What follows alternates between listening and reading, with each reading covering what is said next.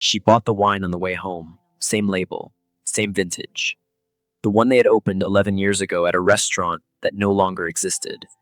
She carried it up the front steps like an offering, like proof that she was still trying, and that was the last ordinary moment of her life for a very long time. Upstairs, a suitcase lay open on the bed. Packed with precision, passport on top, cufflinks in the velvet box. His phone kept lighting up. She did not ask who was calling.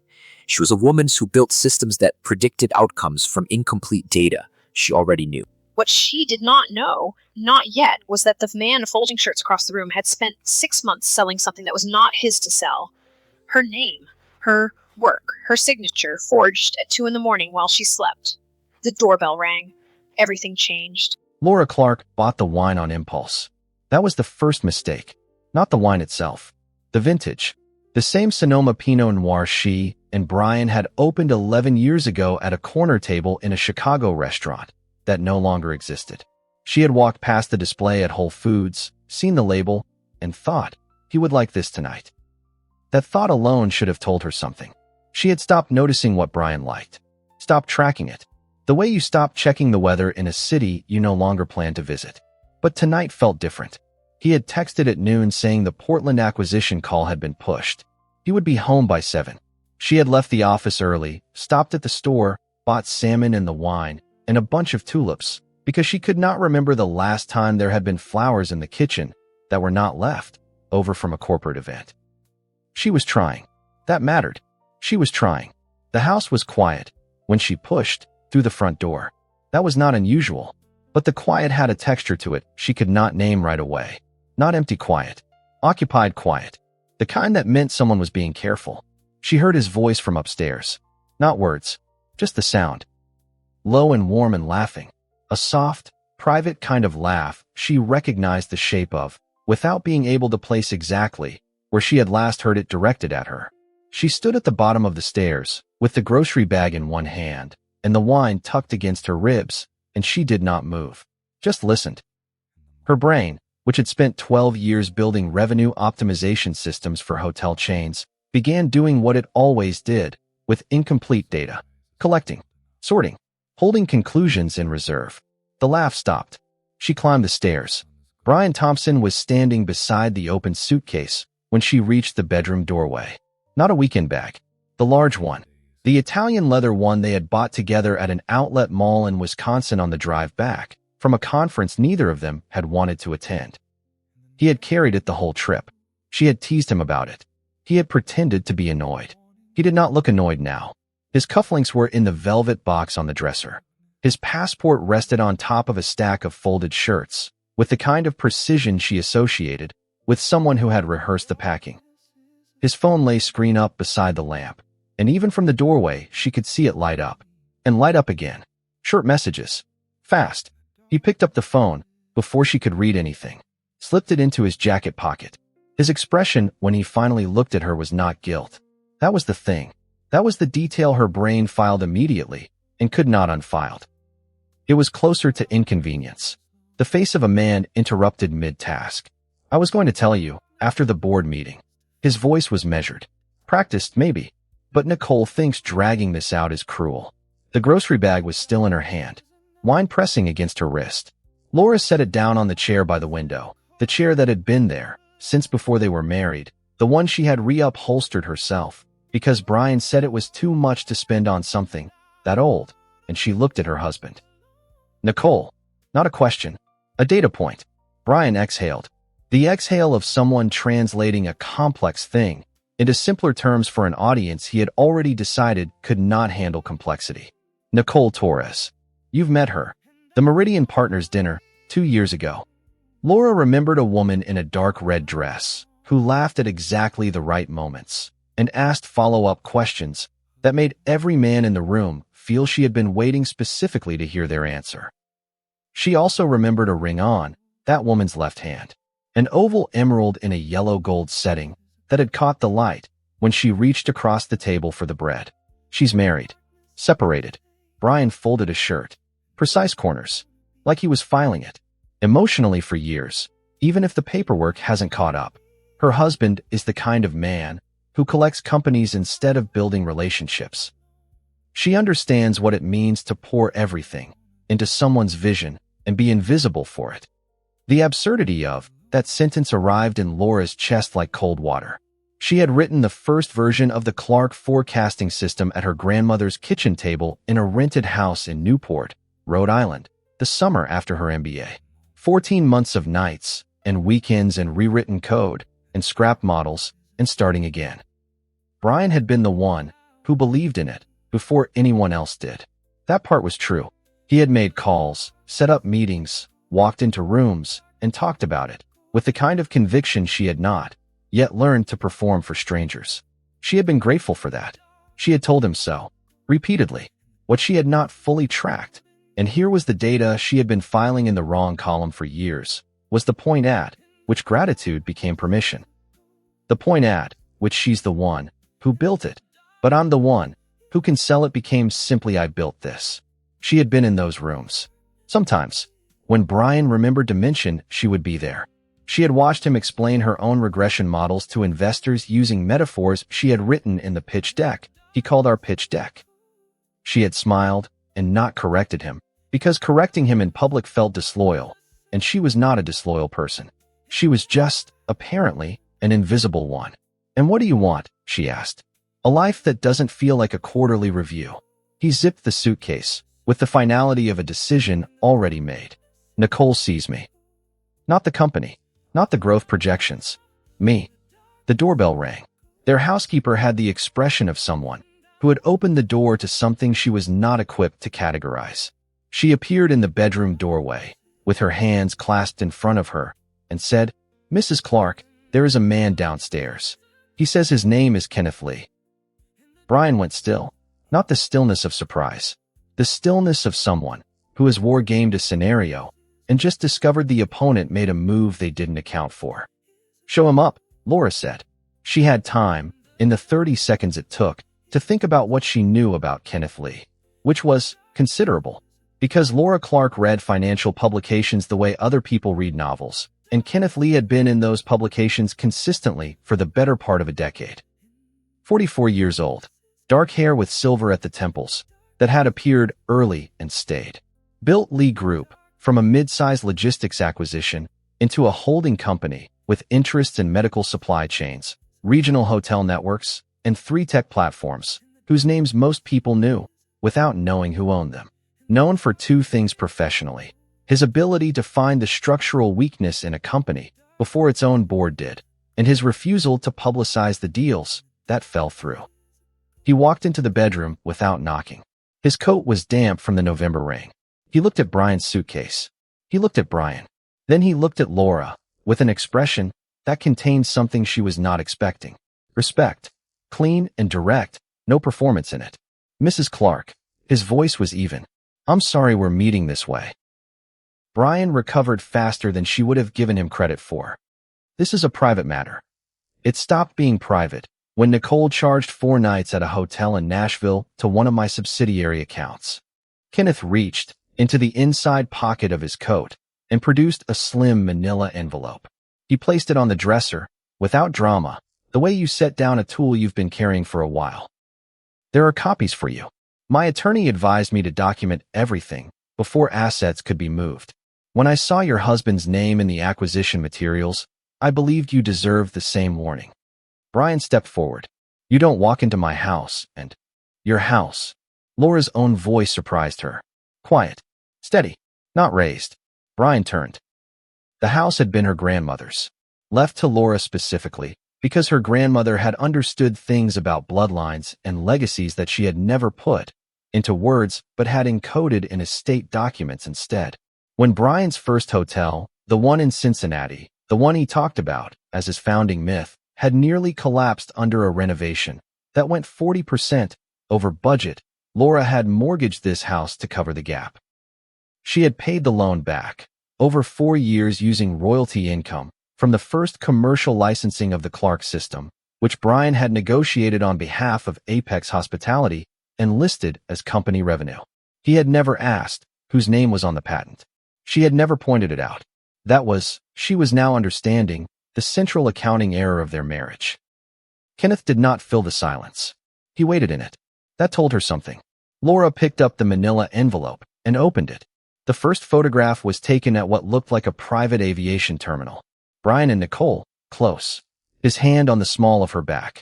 The timestamp in the corner read 8 months ago, a Tuesday in March, the night Brian had missed her work anniversary dinner because of what he described as a mechanical delay on the flight back from a client meeting in Charlotte. She did not feel the floor tilt. She did not feel her hands shake. What she felt was the specific sensation of a number that had never quite balanced finally resolving. Not pleasant, not unpleasant, just accurate. She placed the photograph back in the envelope. Take the suitcase. She set the envelope on the dresser beside the velvet cufflink box, which was his, which he could have. Leave the key. Brian stared at her. Really stared, like she had said something in a language he had not expected her to speak. That's it. 11 years, and that's all you have to say? You made this decision before tonight. I'm only accepting it faster than you planned for. He wanted something. She could see it in the tension around his jaw and the way his hand gripped the suitcase handle. He wanted her to cry, or to beg, or to throw something, some evidence that the leaving had weight, that he was significant enough to cause damage.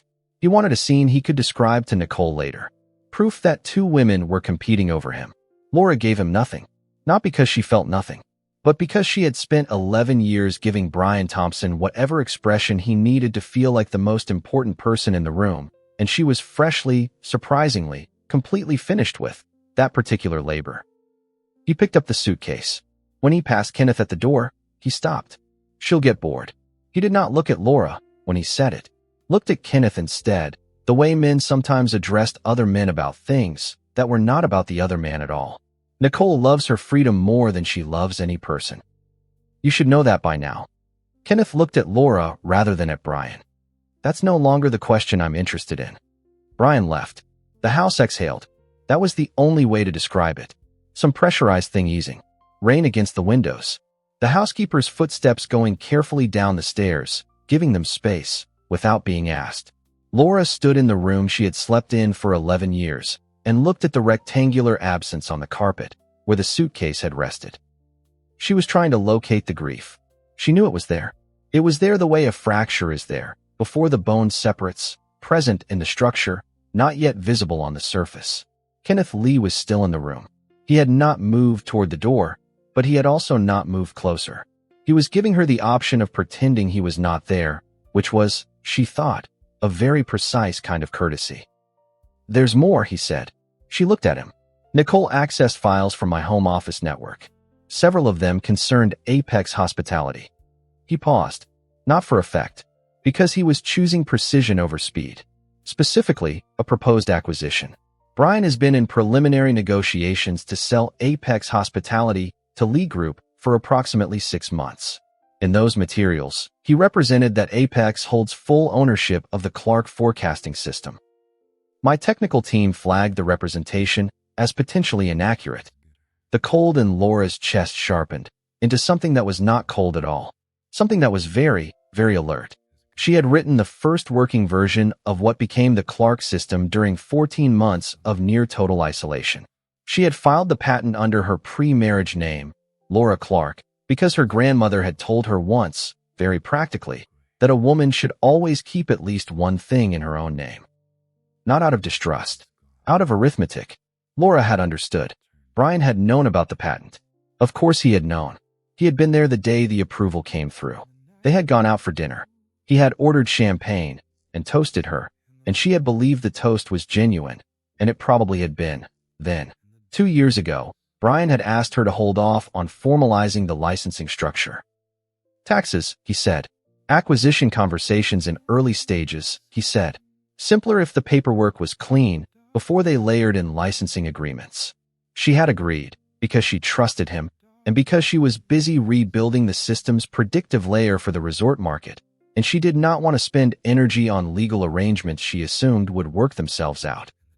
She was now understanding that Brian had been counting on that assumption. When is the board meeting? She asked.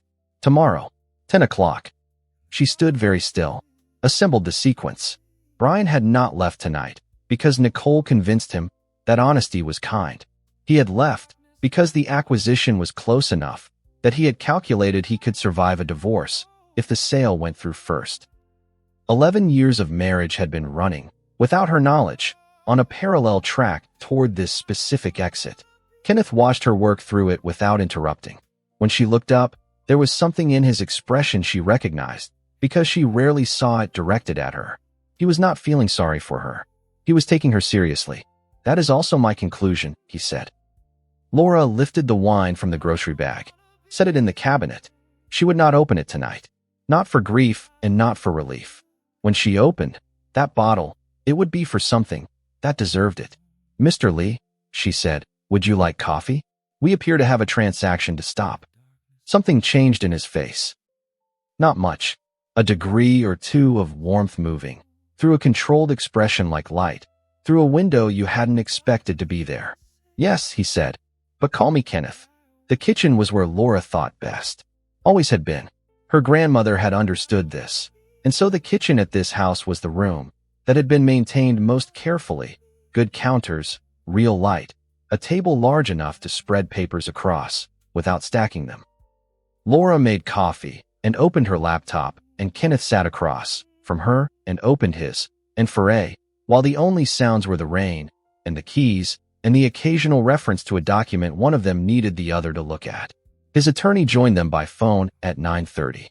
Rebecca Sanchez, who had a voice like a tax code, precise, exhaustive, and more interesting than it initially appeared. Laura answered her questions without editorializing. Brian had requested that she delay formalizing the licensing structure. The patent was filed under Laura Clark. The assignment document Brian had submitted to Lee Group during due diligence bore her name, but she had not signed it. She had signed a preliminary acknowledgement permitting due diligence access. That was different. The difference was, as it happened, the entire case. Rebecca asked her to confirm her grandmother's name, asked when the patent was originally filed, asked whether Laura had ever verbally authorized Brian to act as agent in licensing negotiations. "No," Laura said. "I authorized him to represent. That due diligence access was available. That's not agency. That's courtesy."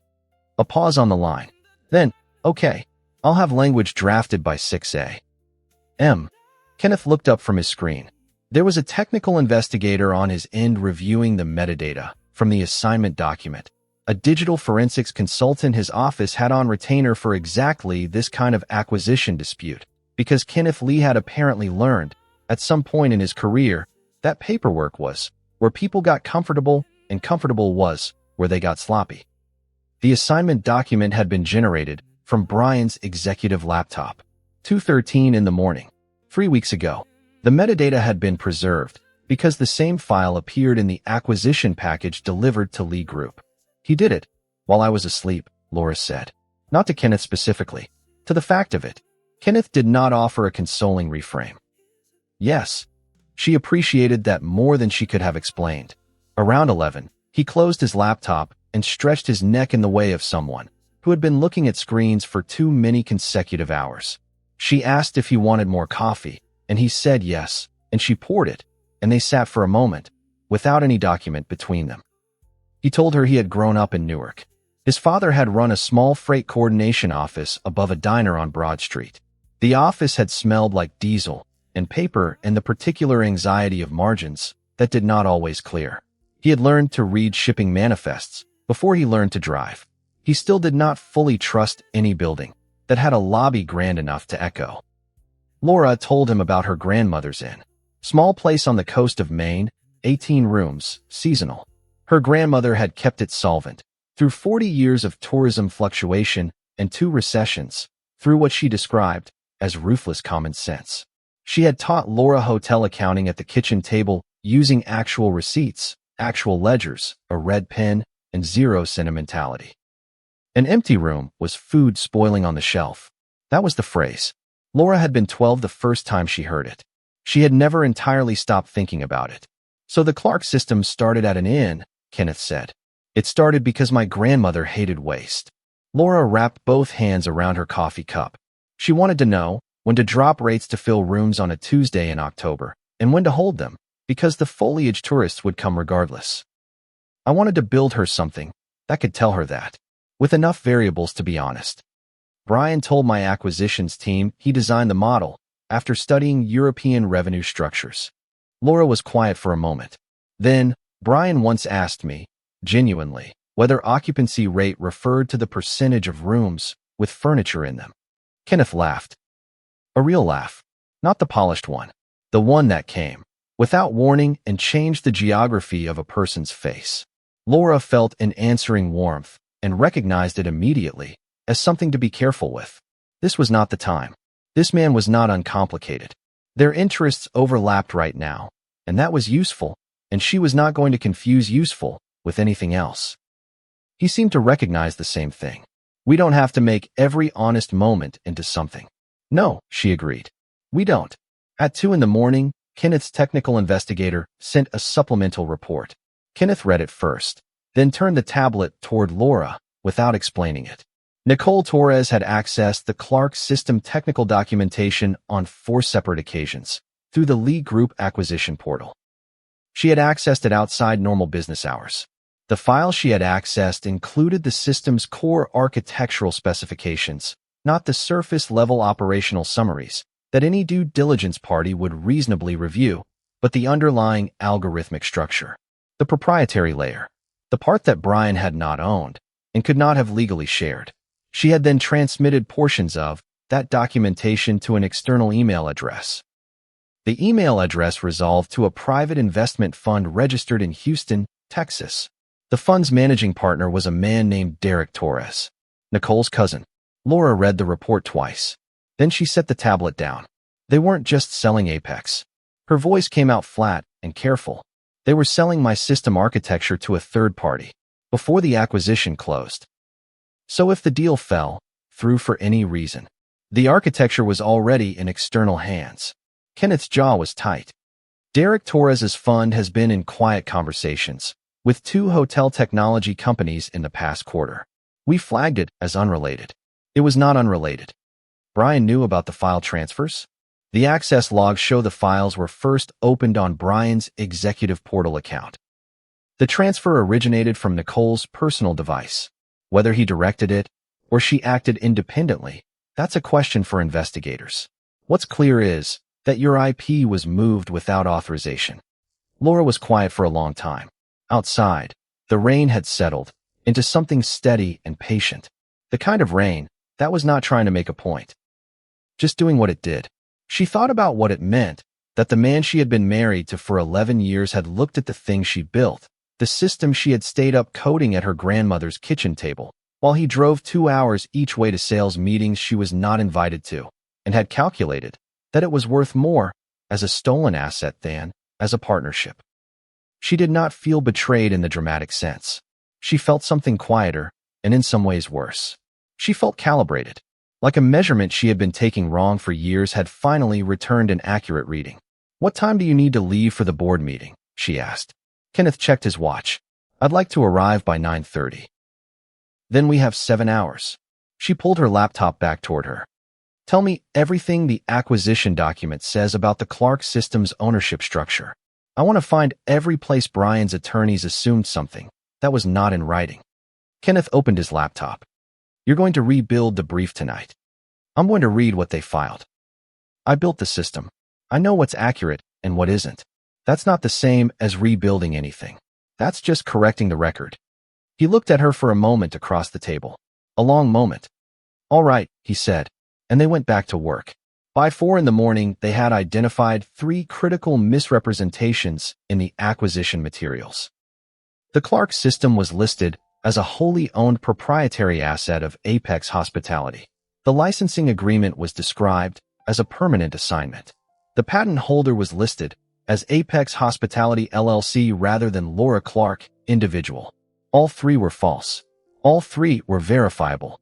2 of them were. Rebecca confirmed when Kenneth reached her at 4:15, potentially actionable under federal wire fraud statutes depending on what the metadata showed about intent. Laura made fresh coffee. Kenneth reviewed a secondary set of documents his investigator had pulled, internal Apex communications, from the past 3 months, obtained legally through Lee Group's acquisition access. He read for 20 minutes without looking up. Then he said, carefully, "There's something else you should see." He turned his laptop. The email chain was between Brian and Apex's chief financial officer. It concerned the timeline for the acquisition close. Specifically, it concerned the timeline relative to a separate personal financial matter Brian wanted resolved before certain discovery processes were initiated. The personal financial matter was a divorce. Brian had scheduled the board meeting for the day after he left because he had calculated that the acquisition would close within 90 days. His personal assets would be substantially reclassified post-sale, and the divorce settlement would be negotiated against a different financial landscape than the one that currently existed. He had planned to leave last night, had been planning it for at least 3 months, had done it the night before the board meeting, not because Nicole had urged kindness, but because the deal's timeline had compressed and he needed to start the clock. Laura read the email chain twice, set the laptop down, picked up her coffee. He left on schedule, she said. Kenneth said nothing. The timeline wasn't about being honest with me. It was about managing his asset exposure. She was not asking. She was confirming. The way you confirm a number you have already calculated 3 different ways. He thought if he waited until after the acquisition, I might have standing to dispute the company's valuation. So he started the divorce before it closed. That is the sequence as I read it. She sat with that for a moment. Let it be what it was. Outside, the rain kept doing what it did. Then she said, "We need to file for an injunction preventing him from transferring any assets, personal or corporate, before the board meeting tomorrow. Rebecca can have that drafted by 6. And I need to send Apex Hospitality a formal notice suspending the Clark Systems expansion module license, effective noon tomorrow. The hotels keep operational functions. Employees aren't affected. But Brian doesn't get to run revenue optimization on my system while he's trying to sell it out from under me." Kenneth was already typing. Done. What else? We go to the board meeting. We bring every document, and we let them see exactly what their CEO has been submitting on their behalf. She was not angry. That was the thing she would remember later about that night. She had moved, at some point in the last 4 hours, past anger into something cleaner and harder. Anger was what you felt when you were surprised. She was not surprised. She had been given enough data tonight to understand that this outcome had been assembling itself for years, quietly, in the space created by her willingness to look away from numbers that did not quite add up. She had been very good at looking away. She was done with that particular skill. She went upstairs at 5 to change clothes. The bedroom had not rearranged itself out of courtesy. Brian's dresser drawer was still open where he had grabbed his things. One cufflink, not part of the velvet set, had rolled to the corner of the dresser and been left there. She looked at it for a moment, left it where it was. She put on the ivory suit she wore for presentations.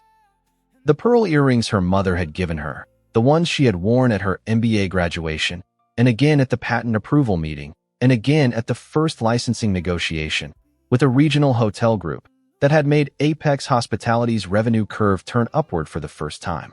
She wore them for the days that mattered, not for luck, for alignment. Some private accounting she kept with herself about which days she had shown up fully and which ones she had spent being smaller than necessary.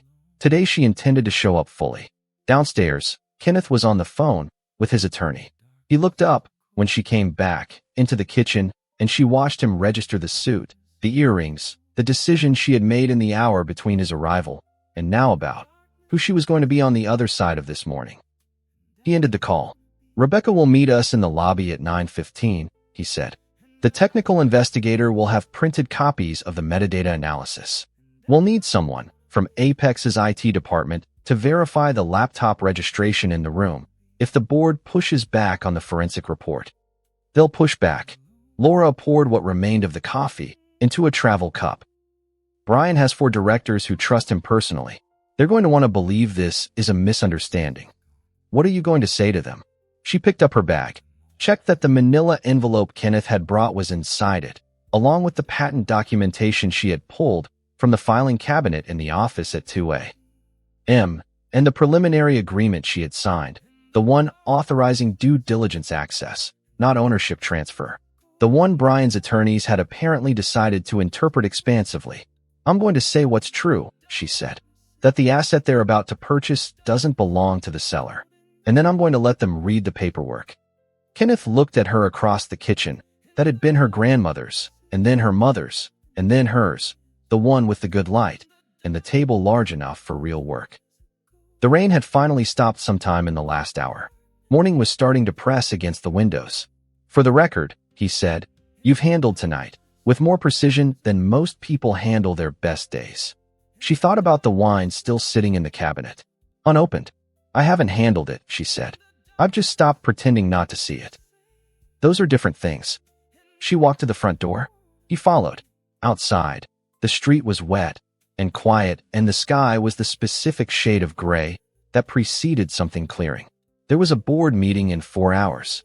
Brian was somewhere in this city believing he had already won. Laura Clark got into the car. She had not thought about the tulips until they were already 15 minutes from the house. The flowers she had bought at the same store as the wine, on the same optimistic impulse, were still sitting in the grocery bag on the chair in the bedroom. Already they would be starting to lean. By afternoon they would be gone entirely. She had not put them in water because she had walked in to find her husband packing and had never gotten to the part where she took care of things. She thought about that for approximately 1 block and then put it away. Kenneth was driving. She had not suggested it, and he had not asked. He had simply moved to the driver's side, and she had not argued because she was organizing the documents in her bag. An argument would have required putting them down.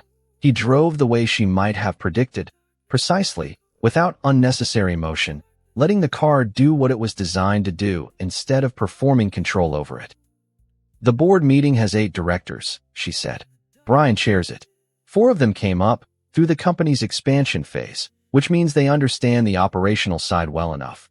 But they're going to defer to Brian on anything financial or legal unless the evidence is unambiguous. 2 are independent directors, Margaret Cho and Paul Reiser, who have been on the board since the Series B.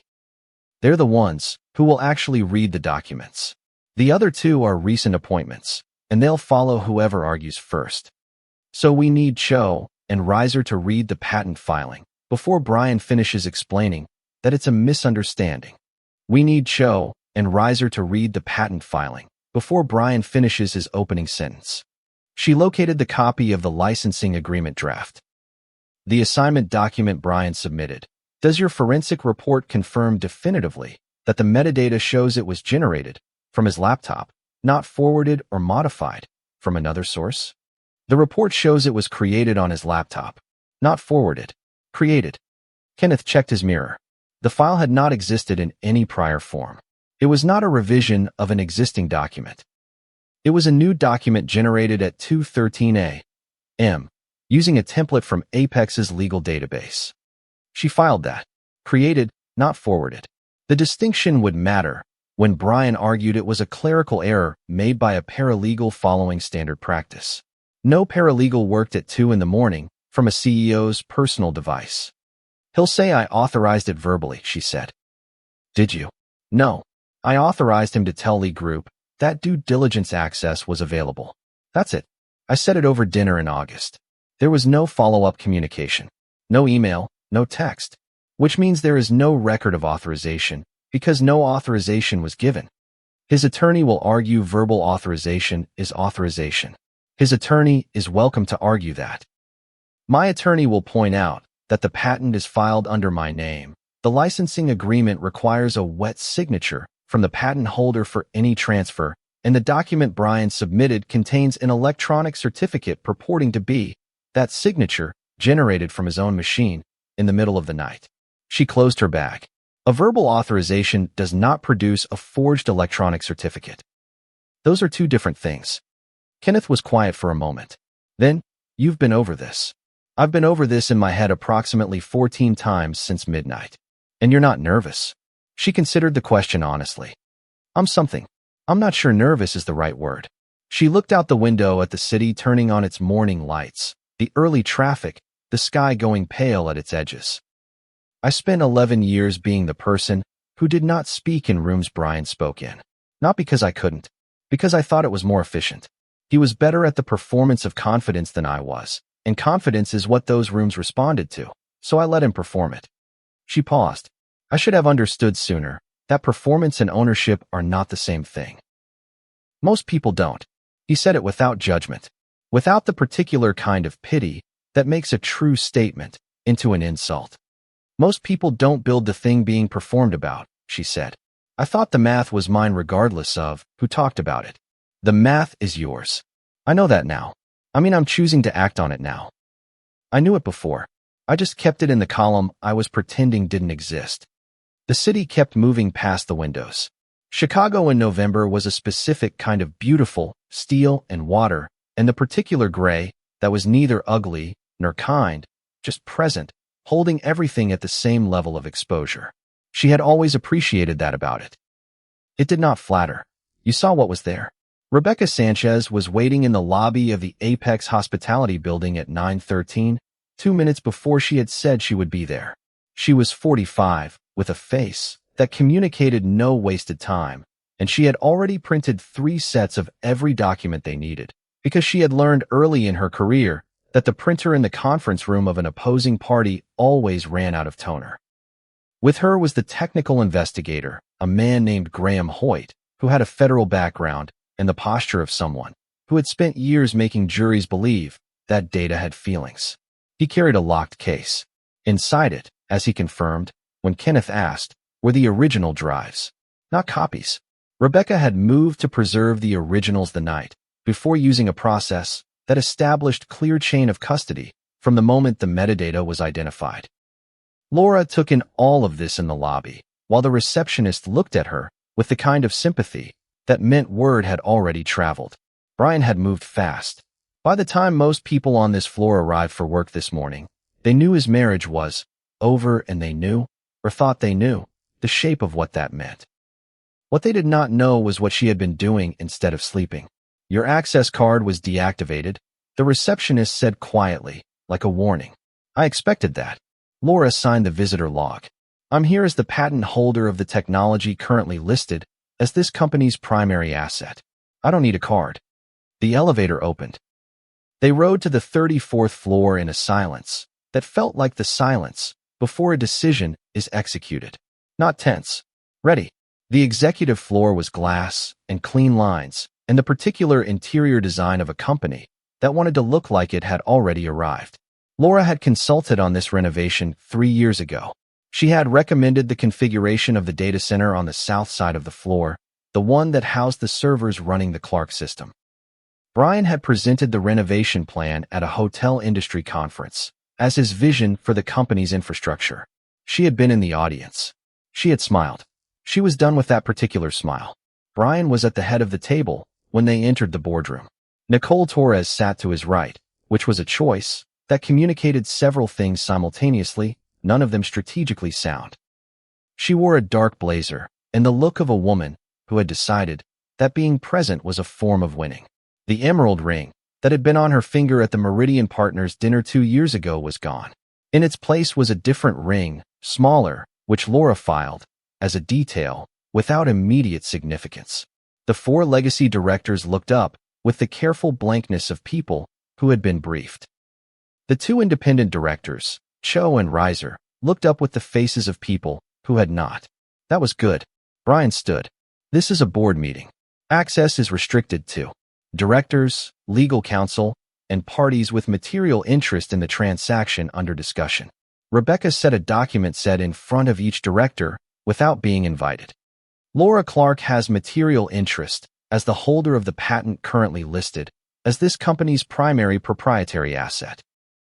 Nicole's voice came in smooth and light, the verbal equivalent of a surface that conceals its depth. I wasn't aware spouses attended acquisition meetings. Kenneth took the seat directly across from her. Apparently they do.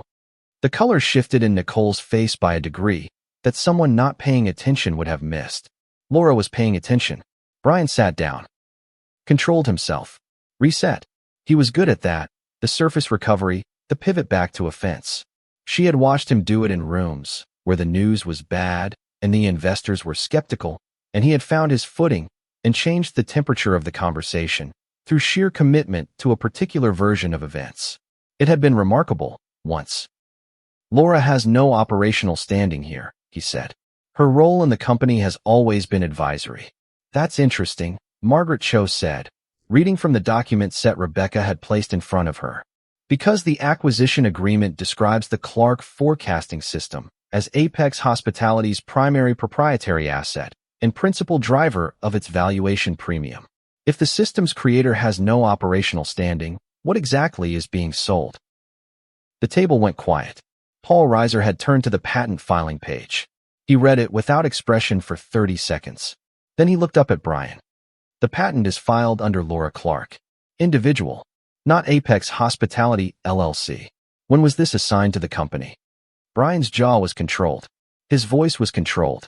Everything about him was controlled in a way that Laura recognized as the performance of control rather than its actual presence. The assignment was completed as part of the pre-acquisition restructuring. Laura authorized the transfer. Laura had not spoken yet. She let that sentence exist in the room for a moment before she answered it. Let the directors sit with it. Then, I authorized due diligence access. I signed a preliminary acknowledgement document permitting the acquisition team to review technical specifications. She looked at Graham Hoyt. He opened the case. The assignment document submitted to Lee Group is different. It claims to transfer the patent permanently to Apex Hospitality. It bears an electronic certificate in my name. She looked at Brian. I did not sign it. Hoyt placed the forensic report on the table. He walked the two independent directors through it in 3 minutes. Creation timestamp, device registration, the user account associated with the session. 2:13 in the morning. Brian's executive laptop. A document that had not previously existed in any form. The CFO, a man named Roger Stern, who had been with the company for 6 years and who Laura liked despite herself, looked at Brian with the particular expression of someone doing difficult math. Brian, you told us the assignment had been executed with Laura's full authorization. She gave me authorization to handle company documents. Laura set her own document on the table. The preliminary acknowledgement she had actually signed. This is the document I signed. It authorizes review. It does not authorize transfer. She slid it toward the center. The electronic certificate on the assignment document was generated from your CEO's laptop in the middle of the night.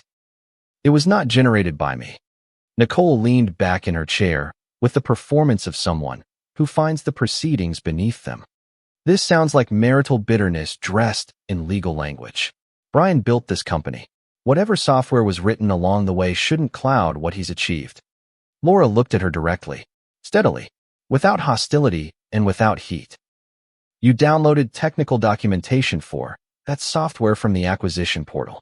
For separate sessions, you transmitted a portion of that documentation to an account associated with your cousin's investment fund in Houston. She gave the table a moment to process that. That fund wired $600,000 to Torres Design, the company registered under your pre-marriage name, in the past 30 days. The transfers are documented. The table had gone very still. Kenneth folded his hands on the surface in front of him. The fund is currently in discussions with 2 hospitality technology companies. My team flagged the conversations last week and initially assessed them as unrelated to the acquisition. They were not unrelated. Nicole's composure did not collapse entirely. But it shed a layer. Something underneath showed. Through that was not confidence and not calm. Whatever conversations Derek has had with other parties, your cousin, Kenneth said, a pause, are entirely separate from the acquisition process and have no bearing on. You sent him architecture files, Laura said. Not marketing summaries. Not operational overviews. The core algorithmic structure. The part that isn't in any public documentation. She kept her voice even. Not cold. Not accusatory. Simply factual, the way a number is factual. That's not due diligence. That's theft. Brian turned to Nicole. Something cracked, visibly, between them, not affection but alliance, which is a different thing and in some ways more fragile. You said you were arranging bridge financing. Nicole's voice lost its polished edge for exactly long enough to be useful. I was protecting what we built. You were selling your wife's system and blaming me for being practical about it. The 2 people who had introduced their affair as a form of liberation were now performing its dissolution in front of 8 directors, 2 independent attorneys, a forensic investigator, and the woman they had apparently agreed to treat as a legible blind spot. The board voted in 41 minutes. Brian was placed on administrative leave pending investigation. The acquisition was suspended.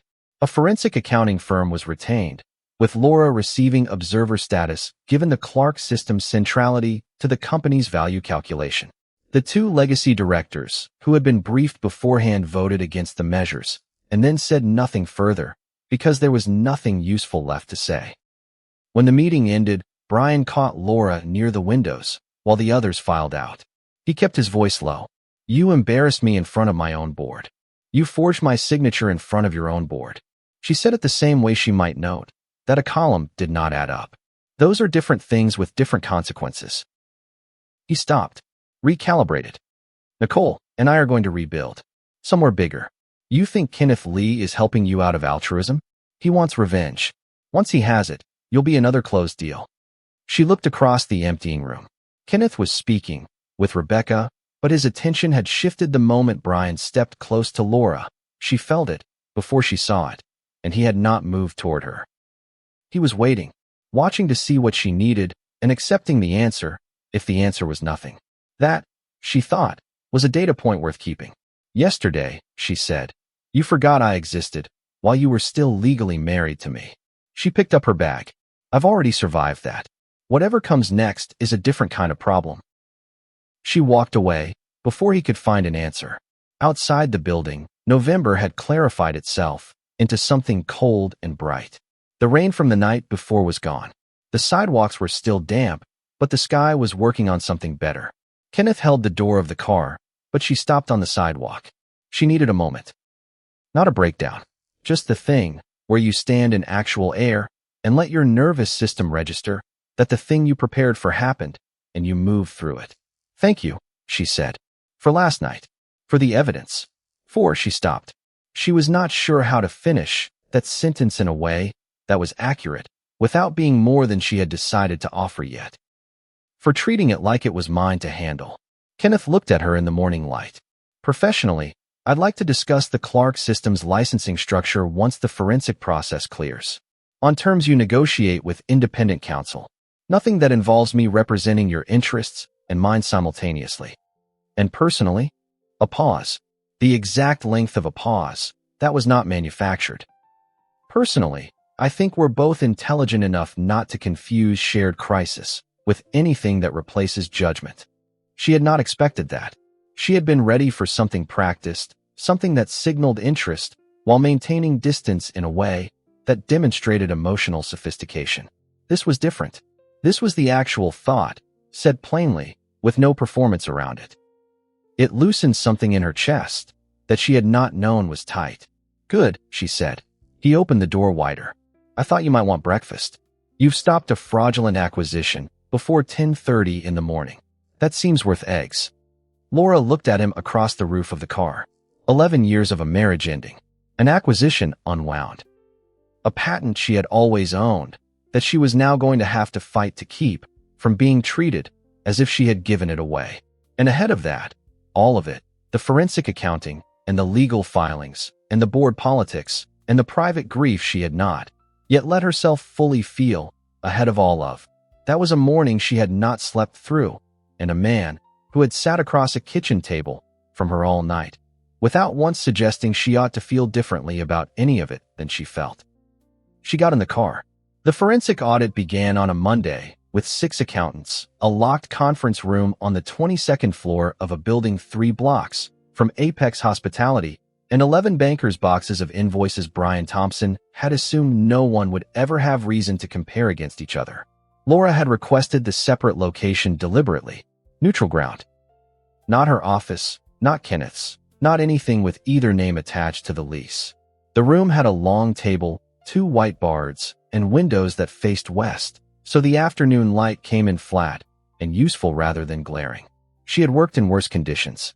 The summer she built the first version of the Clark system, she had worked in her grandmother's kitchen with a laptop propped on a dictionary and a box fan oscillating in the corner because the window unit had stopped working in July. She set her coffee on the table at 7:45 the first morning and did not look up until nearly noon. This was what she knew how to do. Not the boardroom. Not the performance of authority. This. The patient, systematic, unflinching work of reading numbers until they told the truth. Every hotel had its own rhythm, occupancy patterns, vendor relationships, seasonal variants. The particular way a property's maintenance costs told you whether the general manager was reliable or optimistic. She had built a system that understood those rhythms well enough to predict them, which meant she also understood when something in the rhythm was wrong. The Denver linen contract was overpriced. Not wrong, overpriced. The vendor had a regional monopoly on commercial laundering in that market, and every hotel in the comp set paid a comparable rate. Laura flagged it and moved on. The Boston consulting fee was different.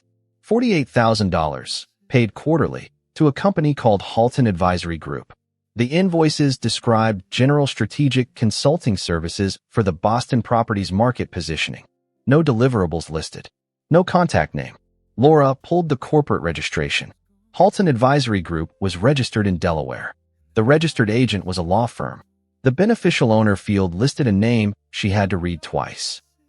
Michelle Torres. Nicole's pre-marriage name. Laura wrote it on the whiteboard without flourishing. Just the name and the amount and the date of the first payment, which was 14 months ago. 14 months ago, Brian had told her the Boston property was underperforming because of increased competition from 3 new boutique hotels in the Back Bay neighborhood, and they had discussed adjusting the Clark System's pricing algorithm for that market, and she had done it, and the property's revenue per available room had improved by 11% over the following 2 quarters. Brian had presented that improvement at the Q3 board meeting as the result of strategic repositioning. There was no record of Halton Advisory Group contributing to any repositioning, because it had not. Because it did not exist except as a vessel for money moving from Apex Hospitality to a company in Nicole Torres's name.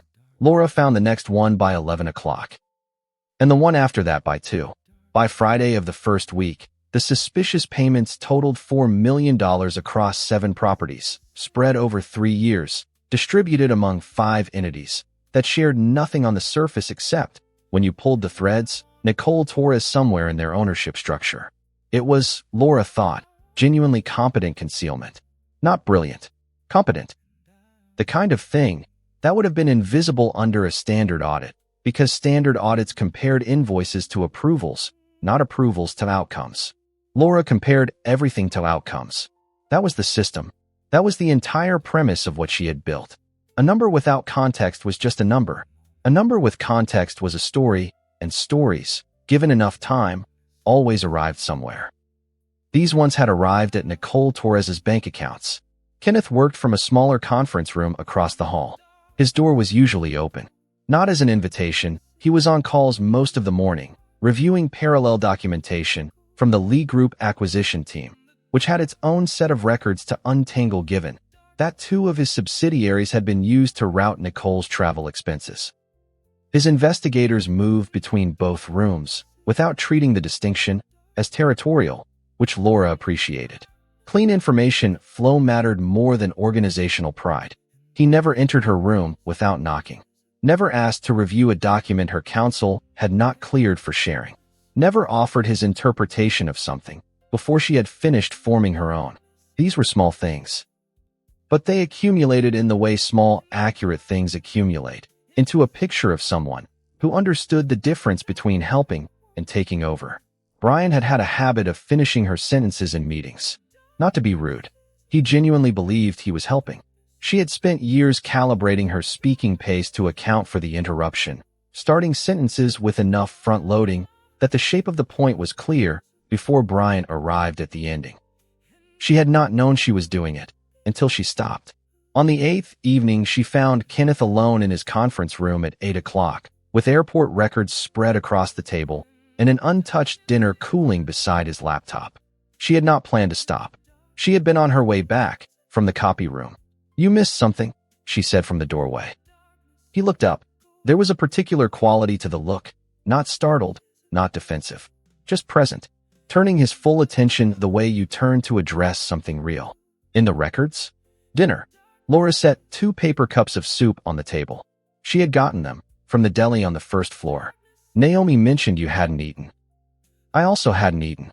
So, A complete absence of romance in that word, which was exactly the point. Kenneth moved a stack of files to make room. Naomi has opinions about my schedule. Naomi has opinions about everything. That's why she's effective. Laura sat down, picked up a plastic spoon. What are the airport records showing? He walked her through it. The records showed Nicole using Kenneth's corporate travel accounts not only for the trips to Nashville and the flight out of Charlotte, both of which appeared in the original documentation he had brought to her house, but for a pattern of travel over 14 months that cross-referenced with the Apex hospitality calendar in ways that were either remarkable coincidence or precise coordination.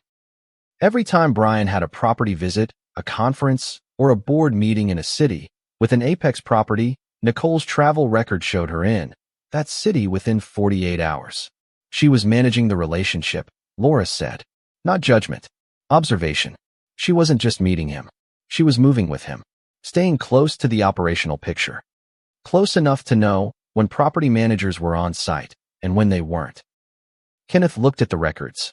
The Claremont properties have their own visit schedule. Quarterly inspections by the fund's representatives. Nicole's travel record shows her in each of those cities 2 to 3 days after the inspection reports were filed. The word Claremont landed differently than it would have an hour earlier, because Laura had not gotten to the Claremont files yet.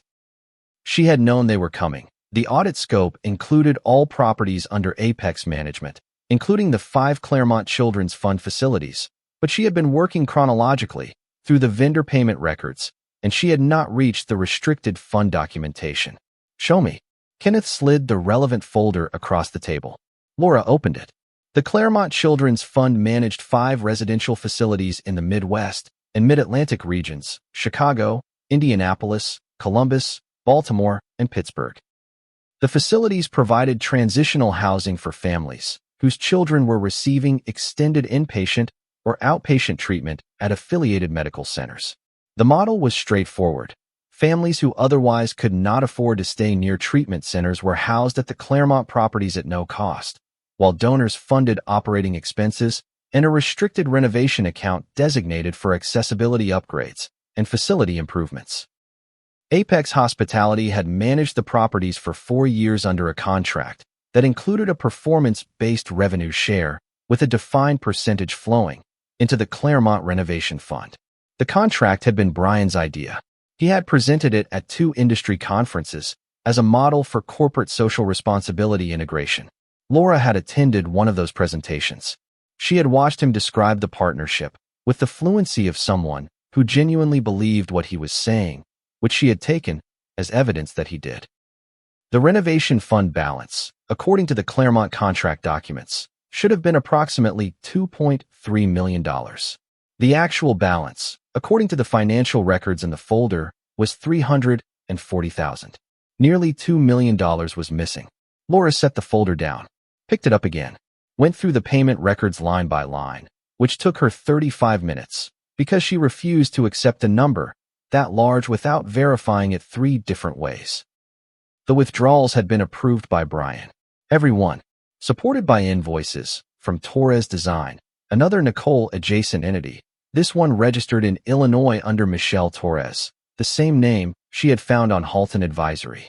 The invoices described renovation work, accessible restrooms, safety rails, family kitchen installations, updated HVAC systems for 2 of the facilities. She pulled the completion reports. Property managers at 3 of the 5 facilities had signed off on the work. She flagged those names. Then she pulled the follow-up inspection records from the Claremont Fund's quarterly reviews. The inspectors had noted, in 4 separate quarterly reports spanning 2 years, that accessibility improvements at the facilities remained pending. One inspector had specifically described a family entrance at the Chicago location as non-compliant with ADA standards. Another had noted that the Indianapolis kitchen renovation, scheduled to be completed before the previous winter, showed no evidence of having begun. She looked at the photographs in the inspection attachments. Peeling paint on the hallway walls. A bathroom door frame too narrow for a standard wheelchair.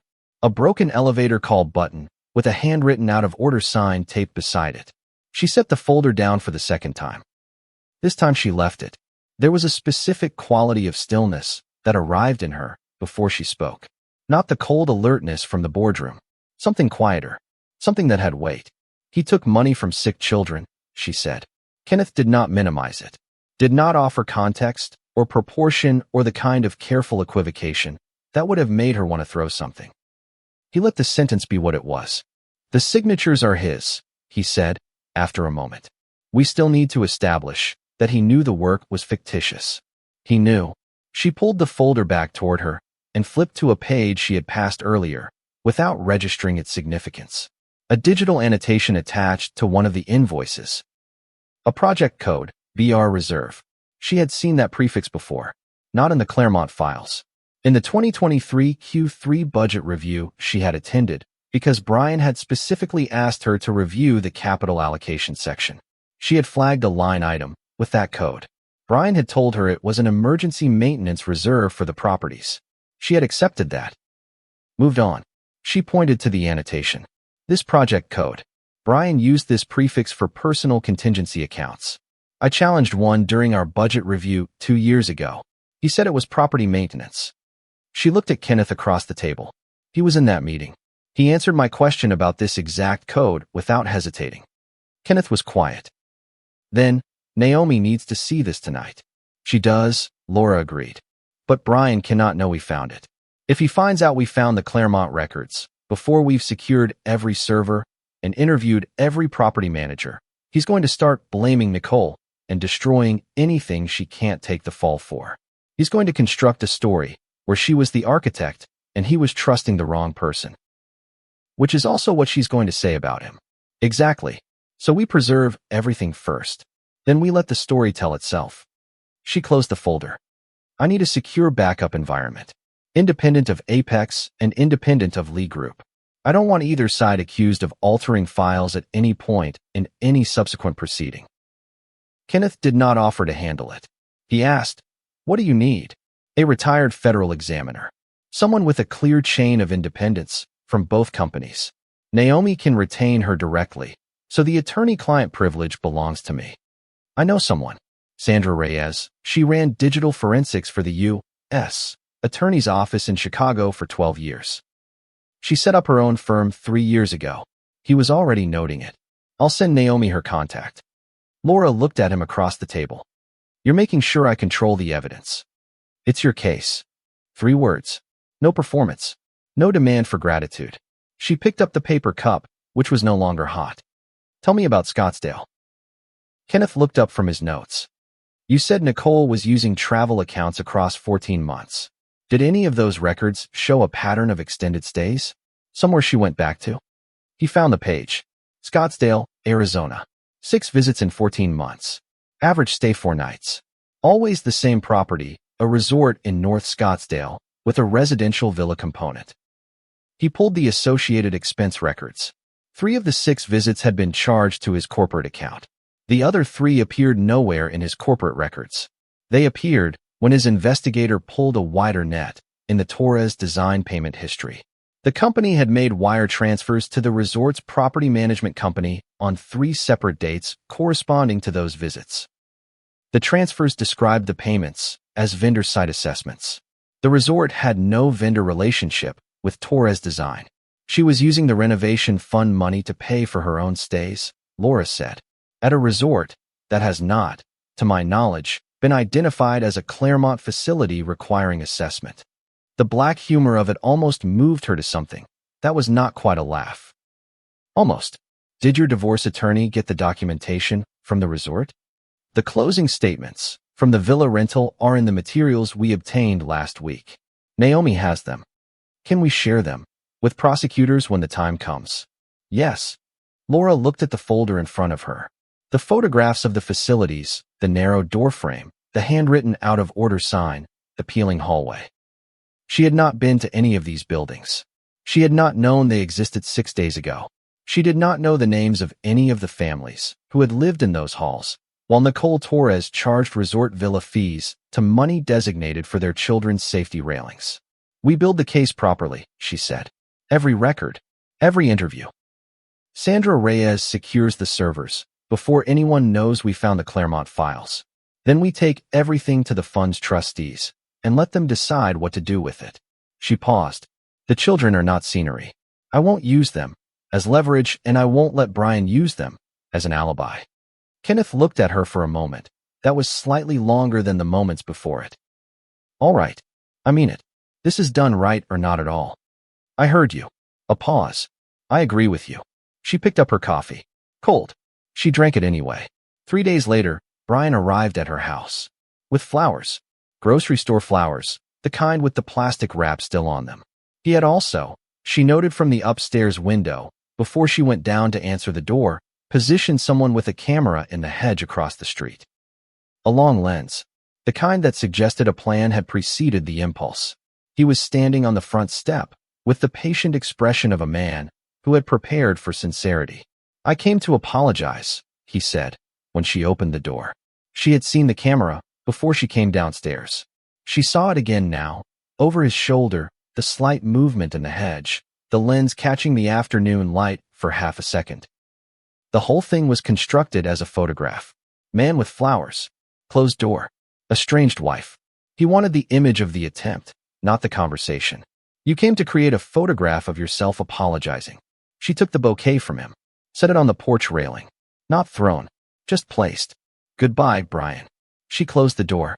She stood in the entryway for a moment, listening to the sound of him not leaving immediately. He was giving the camera time to get something usable. Then his footsteps on the porch, measured and resigned for the lens, and then the sound of the front gate. Her phone rang 20 minutes later. Kenneth, direct. There's already a piece online. Brian Thompson seeks reconciliation, told to leave. They have a photo of him on your porch with flowers. I know. She was in the kitchen. She had made tea she did not particularly want, because she needed something to do with her hands. Let him publish it. My communications team can put out a counter. Don't. She thought about the Claremont files, the project code, the Scottsdale transfers, the photographs of narrow door frames. All of it sitting in Sandra Reyes's secure environment, documented and dated and waiting. Let him tell everyone I'm cold and unforgiving. When the Claremont records become public, cold will look better than criminal. A pause. Then, quiet and unadorned. Remind me not to underestimate you. You never have. She wrapped both hands around the mug. That's why I answer your calls. Nicole's message arrived 4 days after the front porch photograph. It was written in the tone of a woman reaching out to a friend she had known for years and had simply not been in touch with. All warmth and casual directness. We are the only two people who really understand what these men are capable of. We should handle this like the adults we are. Laura read it twice, forwarded it to Naomi, called Rebecca to confirm the parameters of lawful recording in Illinois, single-party consent, which meant she could record without notifying the other party, as long as she was present for the conversation. Rebecca confirmed. Rebecca also sent her a list of questions not to answer, which Laura read and set aside. She knew what she could say and what she couldn't. She had been careful with language her entire career. She texted Nicole back, suggested a restaurant she knew had reliable interior camera coverage, 2 exits, and a hostess who had no reason to know who either of them was. Confirmed noon Thursday. She told Kenneth where she would be and at what time.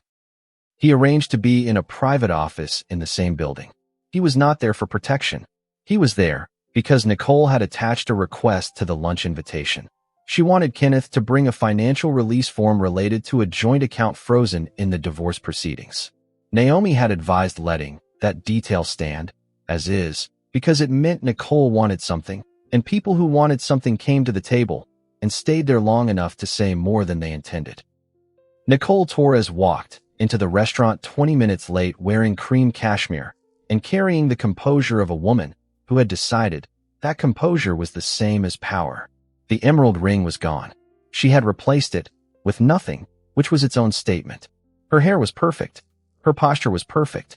The fatigue under her eyes was something she had done her best work on, but could not entirely conceal. She sat down, looked at Laura the way you look at someone you are trying to take the measure of before they take yours. You look well. Starting over clearly agrees with you. Laura lifted her water glass. Waited. Nicole cut to it. Brian was under financial and legal pressure. He was saying things that were not accurate, things that assigned her culpability for decisions that had been collaborative at best and his alone at worst. She was not going to sit by while he constructed a narrative that left her holding everything. But there was a way to resolve this that did not require either of them to suffer unnecessarily. Sign the Clark system assignment, she said. Real consent, not the paperwork Brian filed. Withdraw the fraud allegation. Accept $10 million from a private investor. And step back. You get more than the system is worth on paper. You avoid a legal process that will be public and exhausting, and everyone moves on. Laura set down the glass. Who's $10 million? A private fund. Your cousin's fund. In Houston. She watched Nicole's fingers stop moving on the stem of her water glass.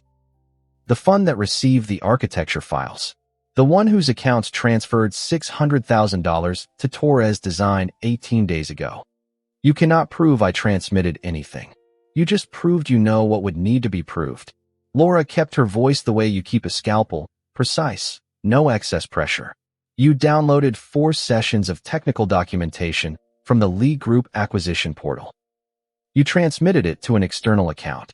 Your cousin is currently in preliminary conversations with 2 hotel technology companies using information that belongs to me. That's not a civil dispute. That's wire fraud and trade secret theft, and the federal statutes on both of those are specific and not kind. Nicole leaned forward slightly. The performance of intimacy as leverage. 10 million, Laura. That's generational money. Brian gets nothing if this proceeds. You get nothing from a legal fight that takes 3 years and costs you clients and coverage and... Where is the 10 million coming from? Laura asked again. Walk me through it. The fund receives the architecture files. The fund starts acquisition conversations. The fund generates a return projection. The fund offers me 10 million to go away quietly. That's not a settlement. That's a profit share from stolen property. You're asking me to accept payment derived from my own theft. The precise accuracy of that seemed to land somewhere Nicole had not fully mapped.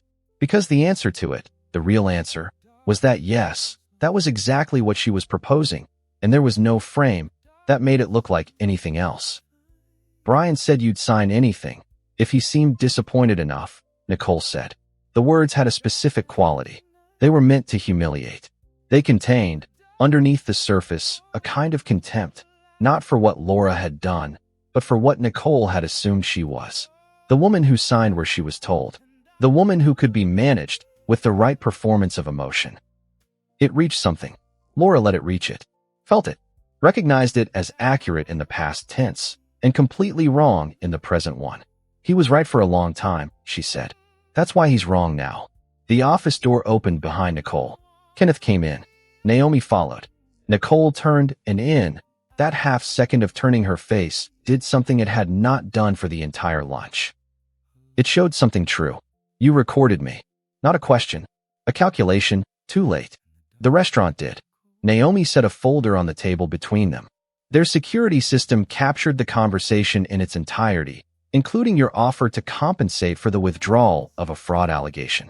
Laura also recorded the conversation independently under Illinois consent law. Nicole looked at Kenneth. Her voice found a different register, not warmth, but the residue of what had once been a negotiating relationship that carried its own history. Tell them this is enough. I'll sign the divorce agreement. You can keep the Wilmette property. We can be reasonable about this. Kenneth looked at Nicole Torres across a restaurant table in a city where they had once lived in the same house. There was something in his face she recognized, not from this story, but from the category of human experience, where you look at someone you once chose and understand, clearly and without drama, that the choosing had cost neither of you were honest about. There was grief in it. Not much. Enough to be accurate. The houses were never the point, he said. The Claremont money was. Nicole's composure completed its collapse. Not theatrical. Just finished. I didn't know those children. That's not a defense. His voice was not cruel. It was the opposite of cruel. It was just true. She turned to Laura one final time. There was something desperate in it that Laura recognized as genuine, which did not change anything, but did make it harder. And you think he's kind? Watch how quickly he moves when the usefulness is gone. Watch what he does when there's nothing left to acquire. Laura rose from the table. She had thought about this fear. She had named it to herself in the quiet of 3 consecutive mornings in the house that had been her grandmother's. The fear that she was a transaction. That the same instinct that made Kenneth Lee effective at his work, the instinct for locating undervalued things and understanding what they were actually worth, was also the instinct that had found her. Love doesn't require protecting someone from the consequences of stealing from children, she said. Not any version I recognize. Nicole left without touching her food. The office building was 2 blocks from the restaurant. Laura stood at the window on the 14th floor and looked at the city going about its Tuesday. Down on the street, people were moving in the particular purposeful way of Chicago in November, heads into the wind, pace adjusted for the cold, everyone committed to getting somewhere. She found the fear I've been avoiding, Laura said. Kenneth was behind her, not close, giving her the room. That I'm useful right now. That when the system is licensed and the case is closed and Lee Group has what it needs from all of this, I become a closed transaction. She turned. I need to say it out loud, so it's not the thing I'm carrying around pretending it isn't there. He did not rush to reassure her. He thought about it. She could see him thinking. Clark Logic can license to another company, he said finally, or remain independent, or decline every offer. None of those decisions changes what I'll do with the security evidence or how I've chosen to spend the last 3 weeks. He looked at her steadily. I can't promise you a future where you're certain of my motives. Nobody can offer that. What I can tell you is that I'm aware of the risk you're naming. I'm aware that it would be very convenient for me if you trusted me right now, and I'm telling you anyway to be careful. She looked at him for a long moment. That may be the strangest kind of integrity I've ever encountered, she said. Something at the edge of his expression shifted. Not quite a smile. The thing before a smile. I'm working with what I have. He reached into his pocket and set something on the desk between them. A key. Brass. Old-fashioned in a way that suggested it was actually old. My mother owns a house in Door County, Wisconsin coast. It has a separate office, a decent internet connection, and a view of Green Bay that my mother describes as medicinal. The press will find your house within the week. You can use the Door County place alone for as long as you need. No staff, no conditions. She looked at the key. Did not pick it up yet. Why? Because quiet shouldn't be something Brian Thompson gets to take from you along with everything else. She picked up the key. That evening, alone in the house on the Wisconsin coast, with the windows open to the sound of the bay, Laura Clark sat at the desk in the separate office and opened her laptop and worked until 2 in the morning on the amended patent documentation and Clark Logic's new independent licensing structure. She did not think about Kenneth Lee. She thought about her grandmother, who had taught her to read a ledger by lamplight at a kitchen table in Maine, and who had told her once, with the particular directness of a woman who had earned her opinions, keep at least one thing in your own name. She had done that. Now she was building the rest. The week before the Claremont Gala, Brian appeared on a business podcast. She heard about it from Naomi, who sent the link with a single line, "Don't listen alone." Laura listened alone anyway. She made coffee and sat at the desk by the bay window and played it at normal speed without stopping it. Brian Thompson described himself as a founder whose former wife had aligned with a competing billionaire to execute a hostile restructuring disguised as a fraud investigation. He used the word vindictive 4 times. He used the phrase quietly building something better twice. He did not mention Claremont. He did not mention the renovation fund. He did not mention the forged signature. He described Nicole as someone who had been unfairly caught in the crossfire of a personal dispute she had not caused. Nicole, for her part, posted a photograph of herself and Brian on a rented boat on Lake Michigan, with a caption that suggested they were recovering from persecution with characteristic grace. The boat had been chartered for 40 minutes. The photograph had been taken at the dock. Naomi wanted to respond. The instinct was professional, reputation management, counter-narrative, documented rebuttal.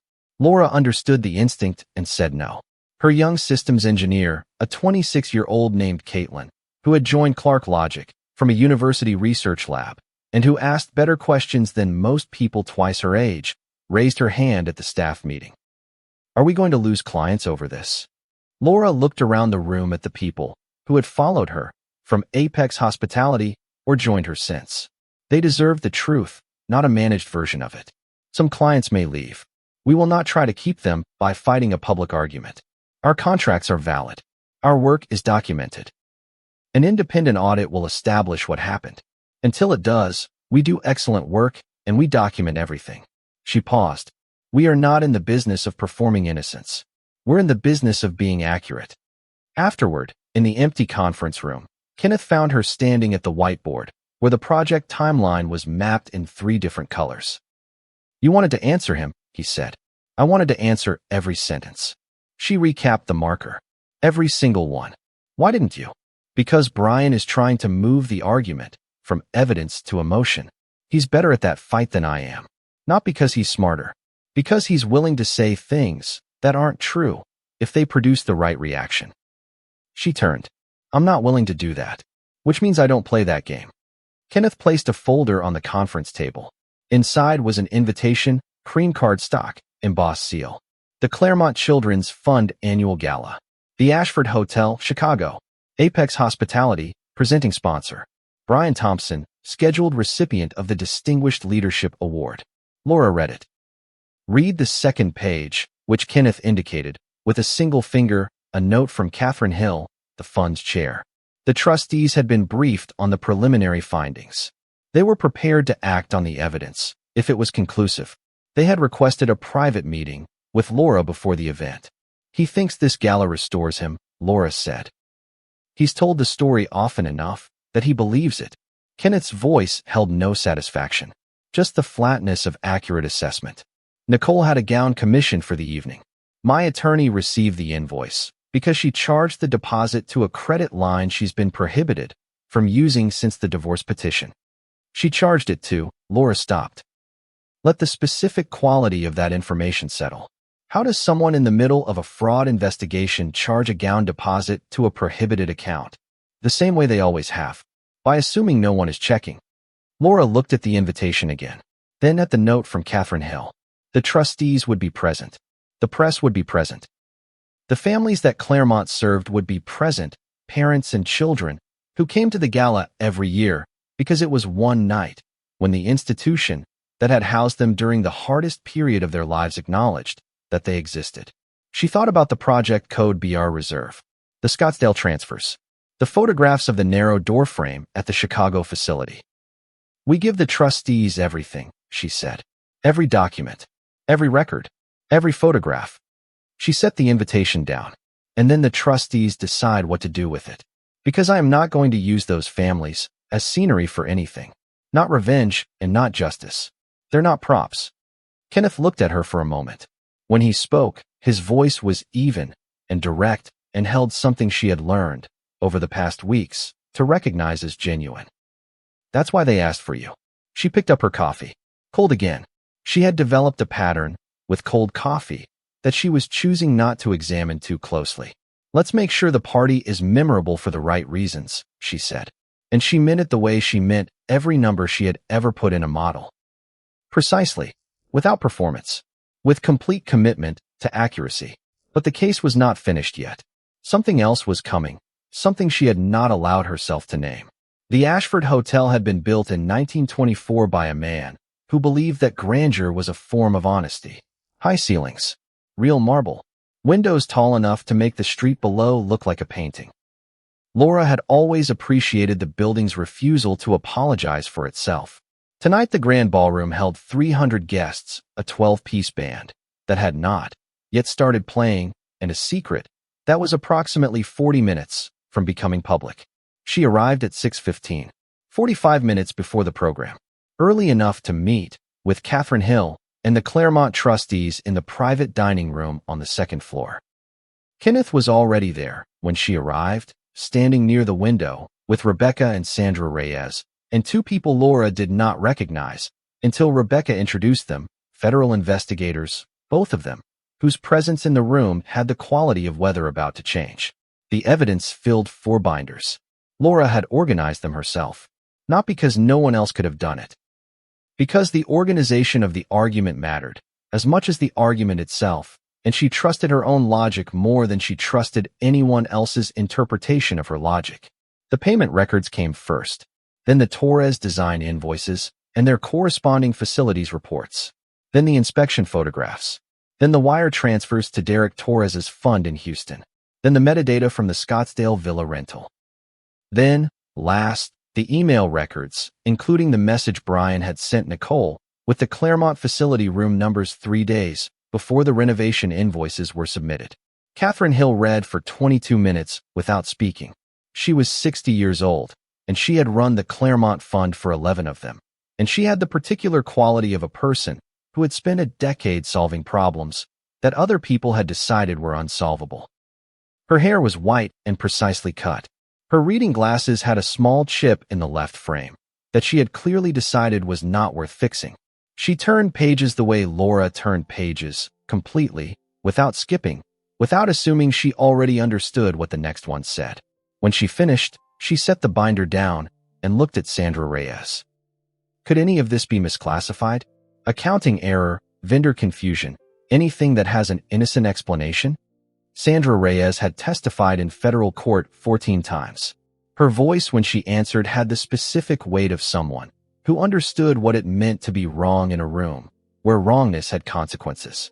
The invoices describe completed work. The inspection reports document that the work was never done. The funds moved from the renovation account to Torres Design within 72 hours of each invoice submission. Torres Design then transferred the majority of each payment to 3 accounts, one associated with Nicole Torres personally, one associated with Derek Torres's investment fund, and one that we've identified as a Delaware shell holding account that shares its registered agent with 2 other companies in Brian Thompson's name. She paused. There is no version of that sequence that is an accident. One of the federal investigators leaned forward. We have sufficient grounds for search warrants. We prefer to execute them tomorrow morning rather than tonight. We would prefer the subjects not know that those warrants exist before tomorrow. Catherine Hill looked at Laura. The look carried a question Laura had been expecting and had already spent considerable time with. Brian Thompson is scheduled to receive our Distinguished Leadership Award in 38 minutes. We can cancel it quietly. Tell the room there was a scheduling change.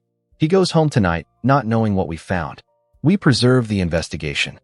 Laura thought about the podcast, the rented boat, the photograph with the caption about recovering from persecution. She thought about the 48 hours after the boardroom, when Brian had given exactly 0 interviews suggesting he might be wrong about anything. But she also thought about what happened to the families in the room downstairs if this became a spectacle built around her. If the story that traveled was about a divorce and a billionaire and a business dispute that happened to involve a charity, that story would be about Brian and Nicole and Kenneth and Laura, and the families would become the backdrop. The prop, the thing that gave the story moral weight, without ever being the actual subject. Don't compromise the investigation, she said. Not for a single detail. Whatever the investigators need protected, protect it. She looked at Catherine. But Claremont's donors are in that room. They gave money based on representations that were false. They have a right to know that the representations were false and that the fund is taking action. That's not revenge. That's governance. Catherine looked at her for a moment. Then, we will correct the public record, which was not the same thing as burning the building down. But it was not nothing, either. The ballroom at 658 was exactly what it was designed to be. Gold light. Round tables dressed in white. The Claremont photographs on every surface, children's faces, facility corridors, the small details of temporary homes made bearable. Laura had looked at the photographs for 30 seconds when she entered and then stopped looking because she needed to be fully functional for the next 2 hours, and the photographs did their work very efficiently. Brian arrived at 7 with Nicole on his arm.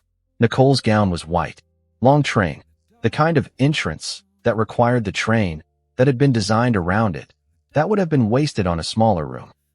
Brian wore a tuxedo and moved through the room with the ease of a man who had decided the evening was already his. He found Laura within 4 minutes. She was near the family tables, speaking with a woman named Denise Okafor, whose daughter had spent 7 months receiving treatment at the affiliated Children's Hospital in Indianapolis, while Denise and her husband lived at the Claremont facility there. Denise's daughter was 8 now. She had brought a drawing, a house with a garden, and a son, with a face, the way children draw suns, when they're drawing the idea of good rather than the actual thing. She had given it to Laura, because Laura had asked her about school, and listened to the answer completely. Kenneth was beside Laura. He was not talking. He was listening to Denise describe the Indianapolis facility's staff, the small kindnesses that had made an impossible year navigable. His attention was complete. Laura noticed this, without directing her own attention toward him. The peripheral noticing of someone who has learned to track what matters, without performing the tracking. Brian's hand tightened around Nicole's waist when he saw them. Small movement. Involuntary. The kind that told you more than the deliberate ones. At 7:43, the lights dimmed. Catherine Hill took the stage. The room went quiet in stages, the way rooms do, the far tables first, then the middle, then the last few conversations near the front that required a neighbor's touch on the arm. Catherine stood at the microphone, with the posture of someone who had made peace with the weight of what she was about to do. Tonight we intended to honor a business leader who has managed Claremont's facilities for the past 4 years. Her voice was even. No tremor. No performance of difficulty. Just the fact, stated with full occupancy. Instead, we owe an apology to every family who trusted us. The murmur started near the back. Brian's smile held for 2 full seconds before it understood what it was hearing and stopped. An independent audit has found that approximately $2 million in restricted renovation funds did not reach Claremont facilities. Catherine did not look at Brian when she said it. She looked at the room, at the families, at the donors who had written checks because they believed the money went where they were told it went. Documentation submitted to Claremont's trustees over a period of 3 years was falsified. The work described in those documents was not performed. We have referred the matter to federal law enforcement and terminated Apex Hospitality's management contract, effective tonight. The screen behind her displayed 2 images, side by side. No caption, no label. The juxtaposition was its own argument. One photograph, a bathroom renovation described in an Apex invoice as complete, accessible, ADA compliant, modern fixtures, clean lines. The other photograph, the actual bathroom at the Chicago Claremont facility. The doorframe, the one that had appeared in the inspection report 2 years running. The one that was 4 inches too narrow for a standard wheelchair. The one with the handwritten note taped beside it that said sorry, working on it, which someone had written, a staff member, probably, trying to make a permanent problem feel temporary, and which had been there long enough that the tape had yellowed. There will be no Distinguished Leadership Award this evening. Catherine's voice did not drop, did not soften, did not give the sentence room to be mistaken for anything other than what it was. There will, however, be accountability. Brian stood. His chair hit the floor. The sound was specific in a quiet room, a hard, declarative sound, the sound of something that was supposed to be controlled becoming uncontrolled. He was on his feet before the calculation caught up with the reaction. This is false. His voice landed wrong. Too loud. Too fast. A vindictive former partner manipulated those records. This is a personal attack disguised as. His eyes found Laura across the room. He stopped. Reset.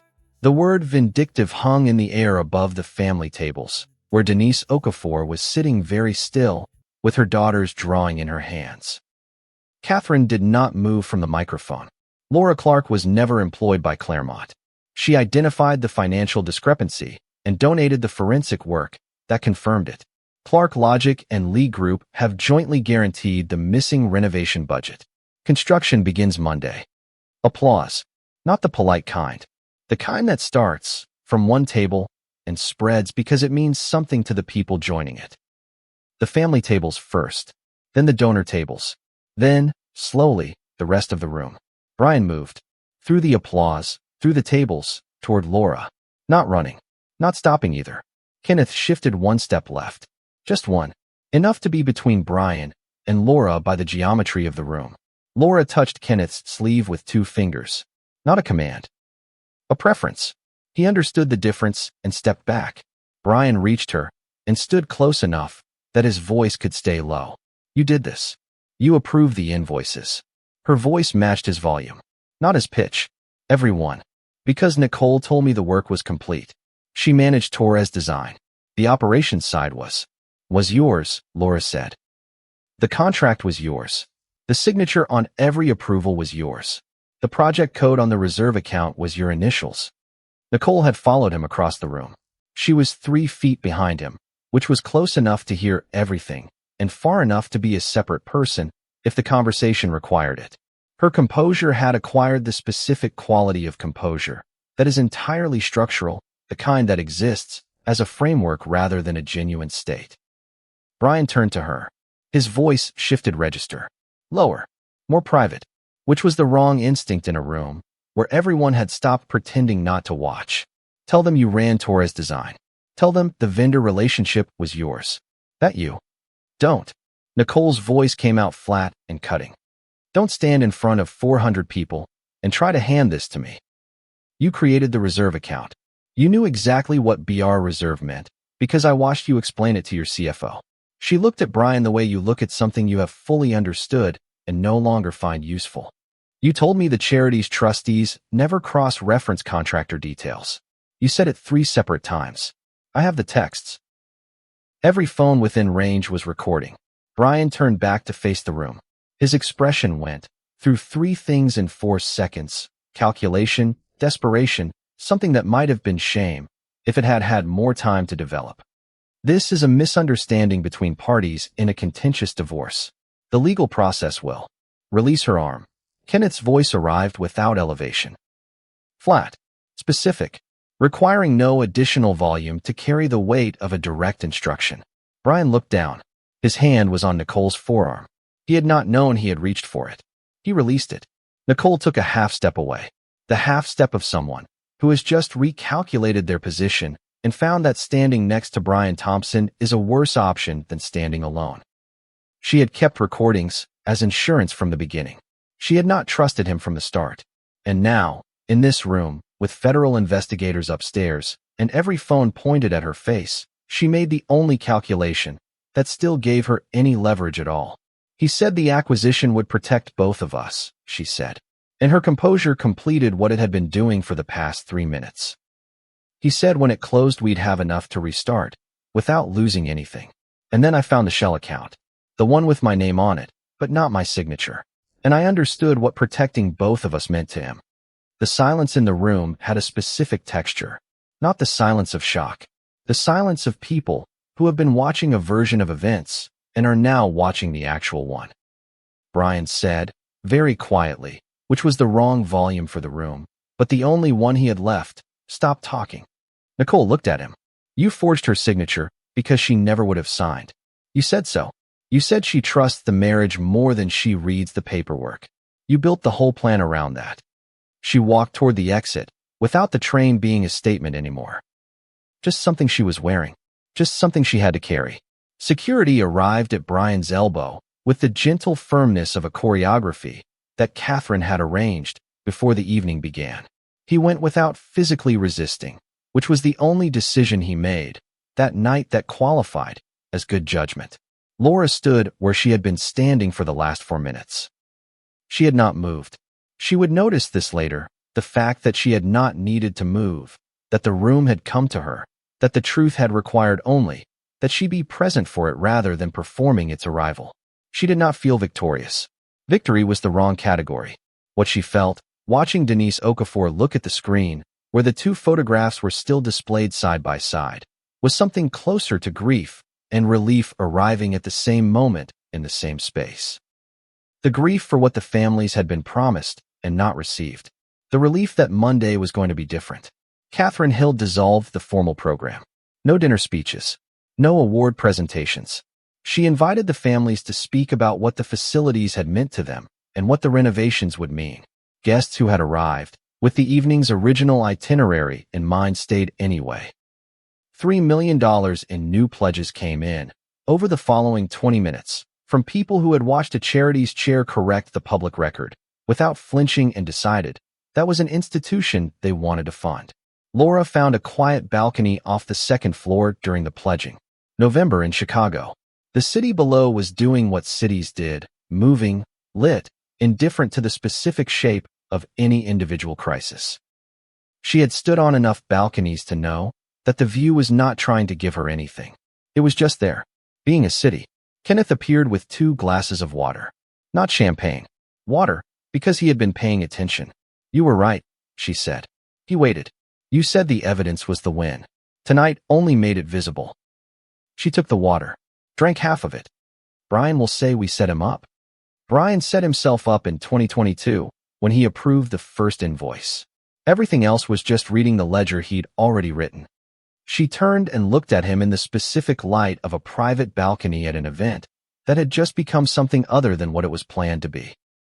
When this is finished, when the investigation is done, and the trial is done, and the civil proceedings are done, and all of it is resolved, I don't want to discover that we built something on top of the wreckage. I want what I said. Ordinary mornings. Work we can argue about, without punishing each other. So do I. I want rooms where silence is comfortable. I want to disagree with someone and have it be a disagreement instead of a verdict on whether I'm worth the trouble. His voice was steady, no decoration in it. That's what I want too. She looked at him. Then, okay. He looked back. Okay. They stood on the balcony until the cold made standing still impractical, and then they went back inside. Federal agents executed search warrants the following morning at 7 a.m. Brian's penthouse. Nicole's studio apartment in Lincoln Park. The Apex Hospitality executive offices. Laura heard about it from Rebecca, who heard about it from Sandra Reyes, who had been in contact with the federal team as part of the evidence custody process. Brian called Laura's phone 13 times between 7:15 and 9:45 when his attorney apparently reached him and advised him to stop. The voicemails descended in sequence, from indignation to explanation to something that was technically an apology but functioned more as a negotiating position. He had been misled. He had trusted the wrong person. He had made errors in judgment that he was prepared to address in a reasonable framework. He did not mention the BR reserve code. He did not mention the email with the facility room numbers. He did not mention the fact that the project file metadata showed him as the last person to modify the Torres design invoice template before it was submitted to Claremont's accounts payable. Laura forwarded every voicemail to Rebecca and Naomi without listening to any of them more than once. Nicole chose a different strategy. Within 48 hours of the search warrants, she contacted the federal prosecutors through her own attorney and offered full cooperation in exchange for consideration of her sentencing exposure. The cooperation included access to her cloud storage, which contained voice recordings of Brian discussing the renovation fund scheme in enough detail to constitute an almost complete narrative of the conspiracy, dating back to the initial invoice falsification. She had made the recordings because she had not trusted him from the beginning, which was either a remarkable act of self-preservation or the clearest possible evidence that she had understood exactly what she was doing and had built a parachute before boarding the plane. Brian retaliated with everything Nicole had given him, which was considerable. Torres Designs registration documents, evidence of the file transfers to Derek Torres's fund in Houston, text messages documenting her instructions to the contractor who had signed the completion certificates for work that was never done, a bank transfer record showing the Scottsdale Villa payment originating from the Claremont Renovation Fund account. Each of them had kept evidence against the other as insurance. Together, they built the prosecution's case faster and more completely than any investigator working alone could have managed. It was, Rebecca told Laura, over the phone on a Tuesday afternoon, the most efficient act of mutual destruction she had seen in 20 years of criminal law. The Apex Hospitality Board terminated Brian for cause within the week. Without the Clark Systems full license, and without the Claremont management contract, the company's valuation dropped sharply enough that 2 of the legacy directors quietly resigned rather than be associated with the restructuring. The board reached out to Laura about returning as CEO. She declined without ceremony. I spent years repairing a structure that was built around someone else's ego, she told them. I'm not interested in repairing it again. I'm interested in building something that doesn't need to be repaired. What she was building was Clark Logic, which had moved into offices on the harbor that had good windows and no lobby pianist, which Kenneth approved of for reasons he had explained to her over dinner one evening in a way that had made her laugh until she had to put her fork down. She had rehired 3 engineers that Brian had let go during an efficiency review, 2 of whom had been let go specifically for disagreeing with him in meetings. She had created an independent board for Clark Logic, 7 members, 4 of them external to the company, none of them people who had ever accepted Brian Thompson's version of her as accurate. She had also completed the Claremont system. It was not a revenue optimization tool. It was a scheduling system, free of charge, offered to all 5 Claremont facilities that coordinated room availability with the affiliated hospitals' treatment calendars. When a family needed to extend their stay because a child's discharge date moved, the system accommodated the change automatically and notified the facility staff before the family had to ask. When a room became available earlier than expected, the system matched it to the next family on the wait list within minutes. Her grandmother had hated empty rooms. Laura had built her an answer to that problem 11 years ago. This was a different version of the same answer for a different kind of room. She did not think of it as penance.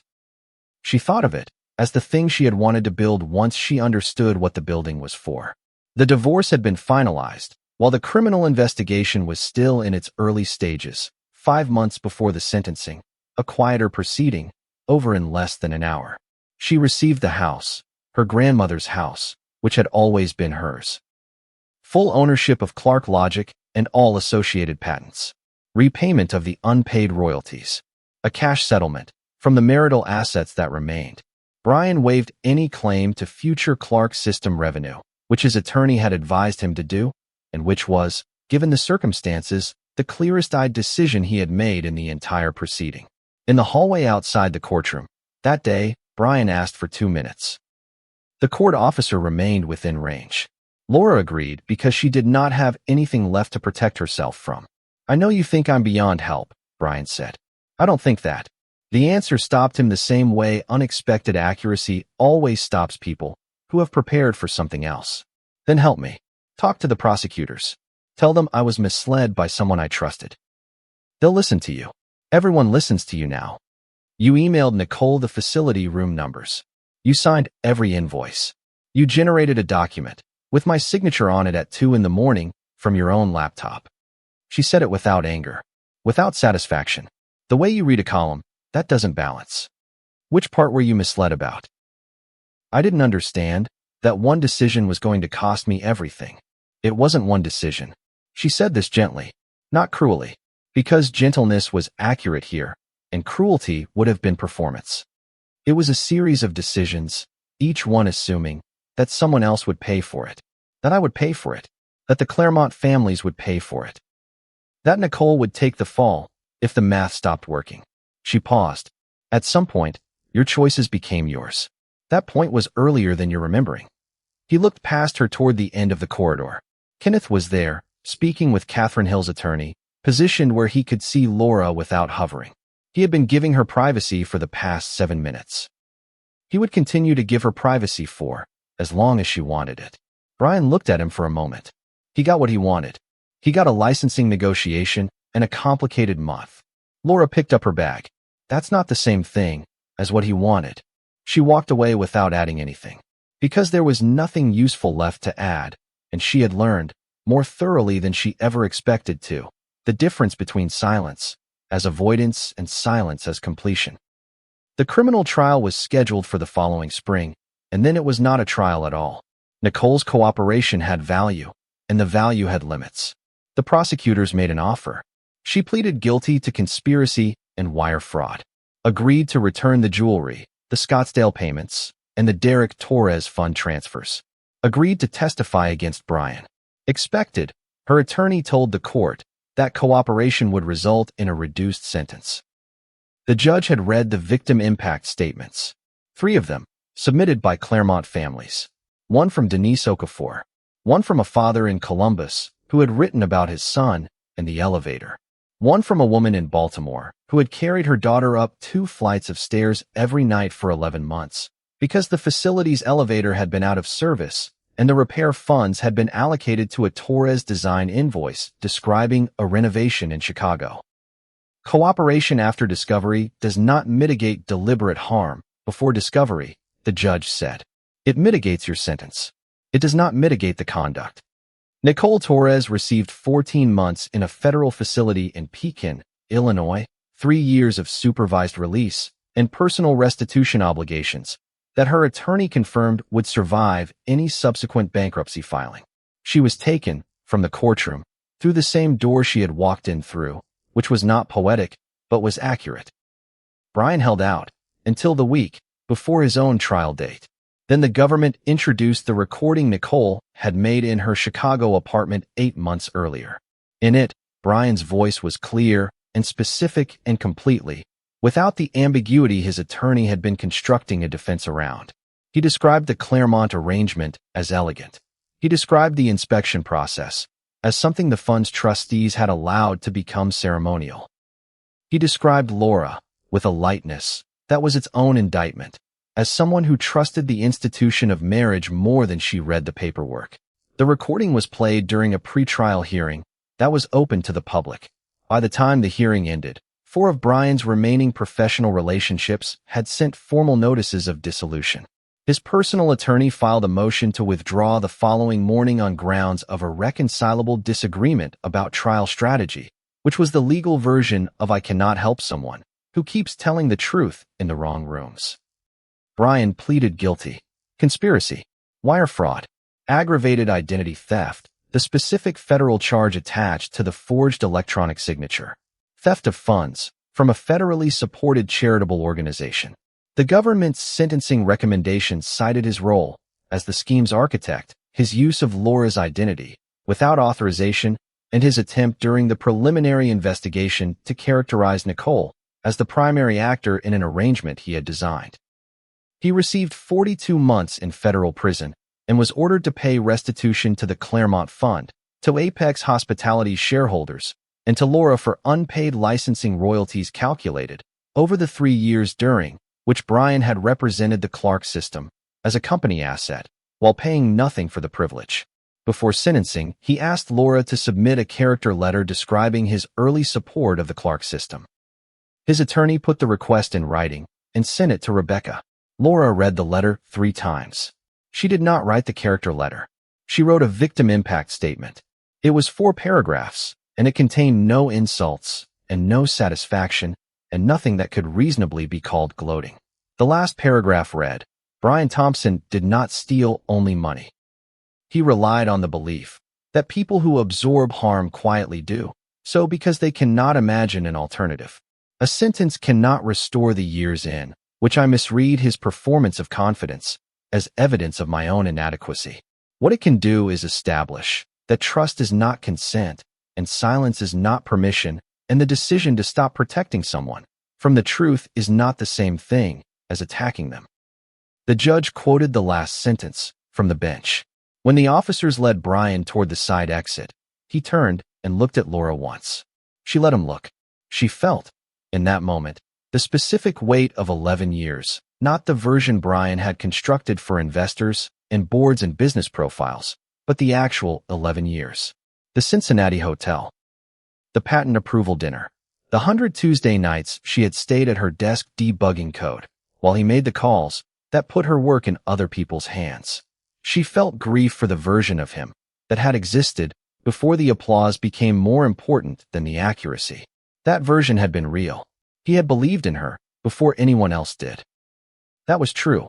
It remained true even now, which was the complicated part, which was the part that she had decided to carry honestly rather than discard for simplicity. She did not confuse grief with forgiveness. She did not confuse forgiveness with permission. She let the grief be what it was, and let Brian Thompson walk through the door. Claremont House in Chicago reopened on a Thursday in April. Every floor had been renovated. The bathrooms were wide. The family kitchens had new counters and windows that opened. The hallways had grab rails and smooth flooring and lighting that did not make people feel like they were in an institution. The rooftop had been converted into a garden, planters with herbs, benches, a pergola that caught the afternoon light in a way the architect had clearly thought about for a long time. Catherine Hill asked Laura to cut the ribbon at the entrance. Laura asked Denise Okafor's daughter to hold the scissors with her. The girl was 9 now, and she had strong opinions about the correct technique for ribbon cutting, which she explained at length and which Laura followed precisely. After the crowd moved inside, Kenneth led her to the rooftop garden. The city spread out beyond the planters, bright in the late April afternoon, doing what cities did. He reached into his jacket, produced a small box, did not open it immediately, did not kneel immediately. The pause was deliberate, not theatrical, but necessary, the way a measurement is necessary before a calculation. He looked at her with the directness she had come to understand as his native mode. No setup, no performance, just the actual thing he meant to say. Before I open this, I want to be clear that there is no deadline attached to it. You can say no. You can say not yet. You can say I need 3 more years and a contract review. Nothing changes between us because of your answer. The work doesn't change. The house in Door County doesn't change. The way I think about Tuesday mornings doesn't change. Laura looked at this man, who had walked into the worst night of her marriage, with an envelope of evidence, and the specific restraint of someone who understood that what she needed was information, not rescue, who had sat across a kitchen table at 2 in the morning and told her, when she asked why he was looking at her, that way, that the impressive thing was not the server staying online, who had placed a brass key on a desk and explained that quiet should not be something someone else got to take from her, who had loved her. She now understood, for long enough, that it had become structural, part of the load-bearing material. Kenneth, she said quietly, open the box. The ring was not large. An oval diamond in a simple platinum setting, clean lines, the kind of thing that would not catch on a keyboard or a door frame or the edge of a filing cabinet. Beneath the diamond, barely visible until you tilted the ring toward the light, was a small blue stone. Sapphire. Old cut. The kind that came from a different era of jewelry making. My mother's ring had this stone, he said. She gave it to me 2 years ago when she decided she was done wearing jewelry that required insurance. She said a new marriage should only carry something old if the old thing was genuinely kind. He looked at the ring, then at Laura. This stone is from something kind. He knelt. Laura Clark, will you build those ordinary mornings with me? Her eyes were wet. She did not look away from them or from him or from what they meant. She had spent enough of her life treating her own emotional responses as inconveniences to be managed. These were not inconveniences. These were accurate, the appropriate response to a true thing said plainly by someone who had earned the right to say it. Yes, she said, but I'm not changing my name. The smile that arrived on his face was the same one she had first seen at a kitchen table at 2 in the morning over paper cups of soup. Open, undefended, the one he did not produce for rooms, the one that happened to him. I would have been concerned if you offered, he said. He slid the ring onto her finger and stood up. She looked at it in the afternoon light, the diamond catching it, the blue stone underneath, old and kind and hers. They were married 6 months later at the inn on the coast of Maine that had belonged to her grandmother, and then to her mother, and then to Laura, the one with the 18 rooms, and the good kitchen, and the window in the office that looked directly at the water. No magazine coverage, no sponsored venue, no arrangement that required them to perform the day for someone else's benefit. The guest list was the people who had been in the rooms when it mattered: Rebecca Sanchez and Sandra Reyes, and Caitlin the engineer, who asked good questions. Catherine Hill, who arrived with a check for the Claremont Endowment and a dry observation about the lobby decor that made Kenneth laugh for 30 seconds. Denise Okafor and her daughter, who brought another drawing. This one of 2 people standing in a garden, which the girl confirmed was them, because she had seen the rooftop photograph online. Kenneth's mother, who had brought her opinions about everything and expressed them freely, and was, in Laura's estimation, exactly as advertised. The staff of the inn, who had known Laura since before any of this. Since before the Clark system and Apex Hospitality, and the night a man packed a suitcase in the bedroom she no longer shared with him, who had watched her grandmother teach her to reconcile receipts at the kitchen table and had never once suggested she was anything other than exactly what she was. Laura walked down the garden path alone. Not because she had no one who would have walked with her, because she had arrived at this moment belonging entirely to herself, and walking alone was the accurate expression of that fact. Not a statement, just the truth, carried plainly. Kenneth was waiting under the arbor at the path's end, facing the water. When he heard her footsteps on the gravel, he turned, and she watched his face do what it did in the unguarded moments, the thing that was not composure and not performance, but simply him, receiving something that mattered. The vows were short. He promised to listen to the end of her sentences, to ask before helping, to tell the truth about his own failures, before expecting her to account for his strengths, to protect the quiet they had built together as something that belonged to both of them equally. She promised honesty even when peace seemed simpler, partnership without disappearance, love that did not require either of them to occupy less space in order for the other to feel significant. The ceremony lasted 19 minutes. The reception lasted 4 hours. Denise's daughter danced between them at one point and refused, correctly, to leave until the song was finished. Kenneth's mother offered a toast that covered 3 separate topics and concluded with a statement about the lobby of the inn that was technically a complaint and functionally an expression of deep affection. Laura slipped out to the porch near sunset. She had done this her entire life. The brief departure from the gathering to stand somewhere with air and sky and the sound of water. Her grandmother had done it too. Her mother had called it taking inventory. Laura had never given it a name. It was just the thing she needed. The evening light was the particular main gold of late September, warm and nearly horizontal, landing on everything, without choosing favorites. The water beyond the inn's garden caught it and turned it back in pieces. She looked at her hand. The ring. The blue stone underneath, just visible if you looked. 2 years, more or less, from the night she had stood in a doorway watching her husband pack a suitcase with the care of someone who had already finished his accounting. To this porch, this evening, this ring on this hand. The distance between those 2 points was not a straight line. Nothing useful ever was. It was the patent filing she had never monetized because she trusted the wrong arrangement. The kitchen table at 2 in the morning. The Claremont photographs, the narrow doorframe, the handwritten sign.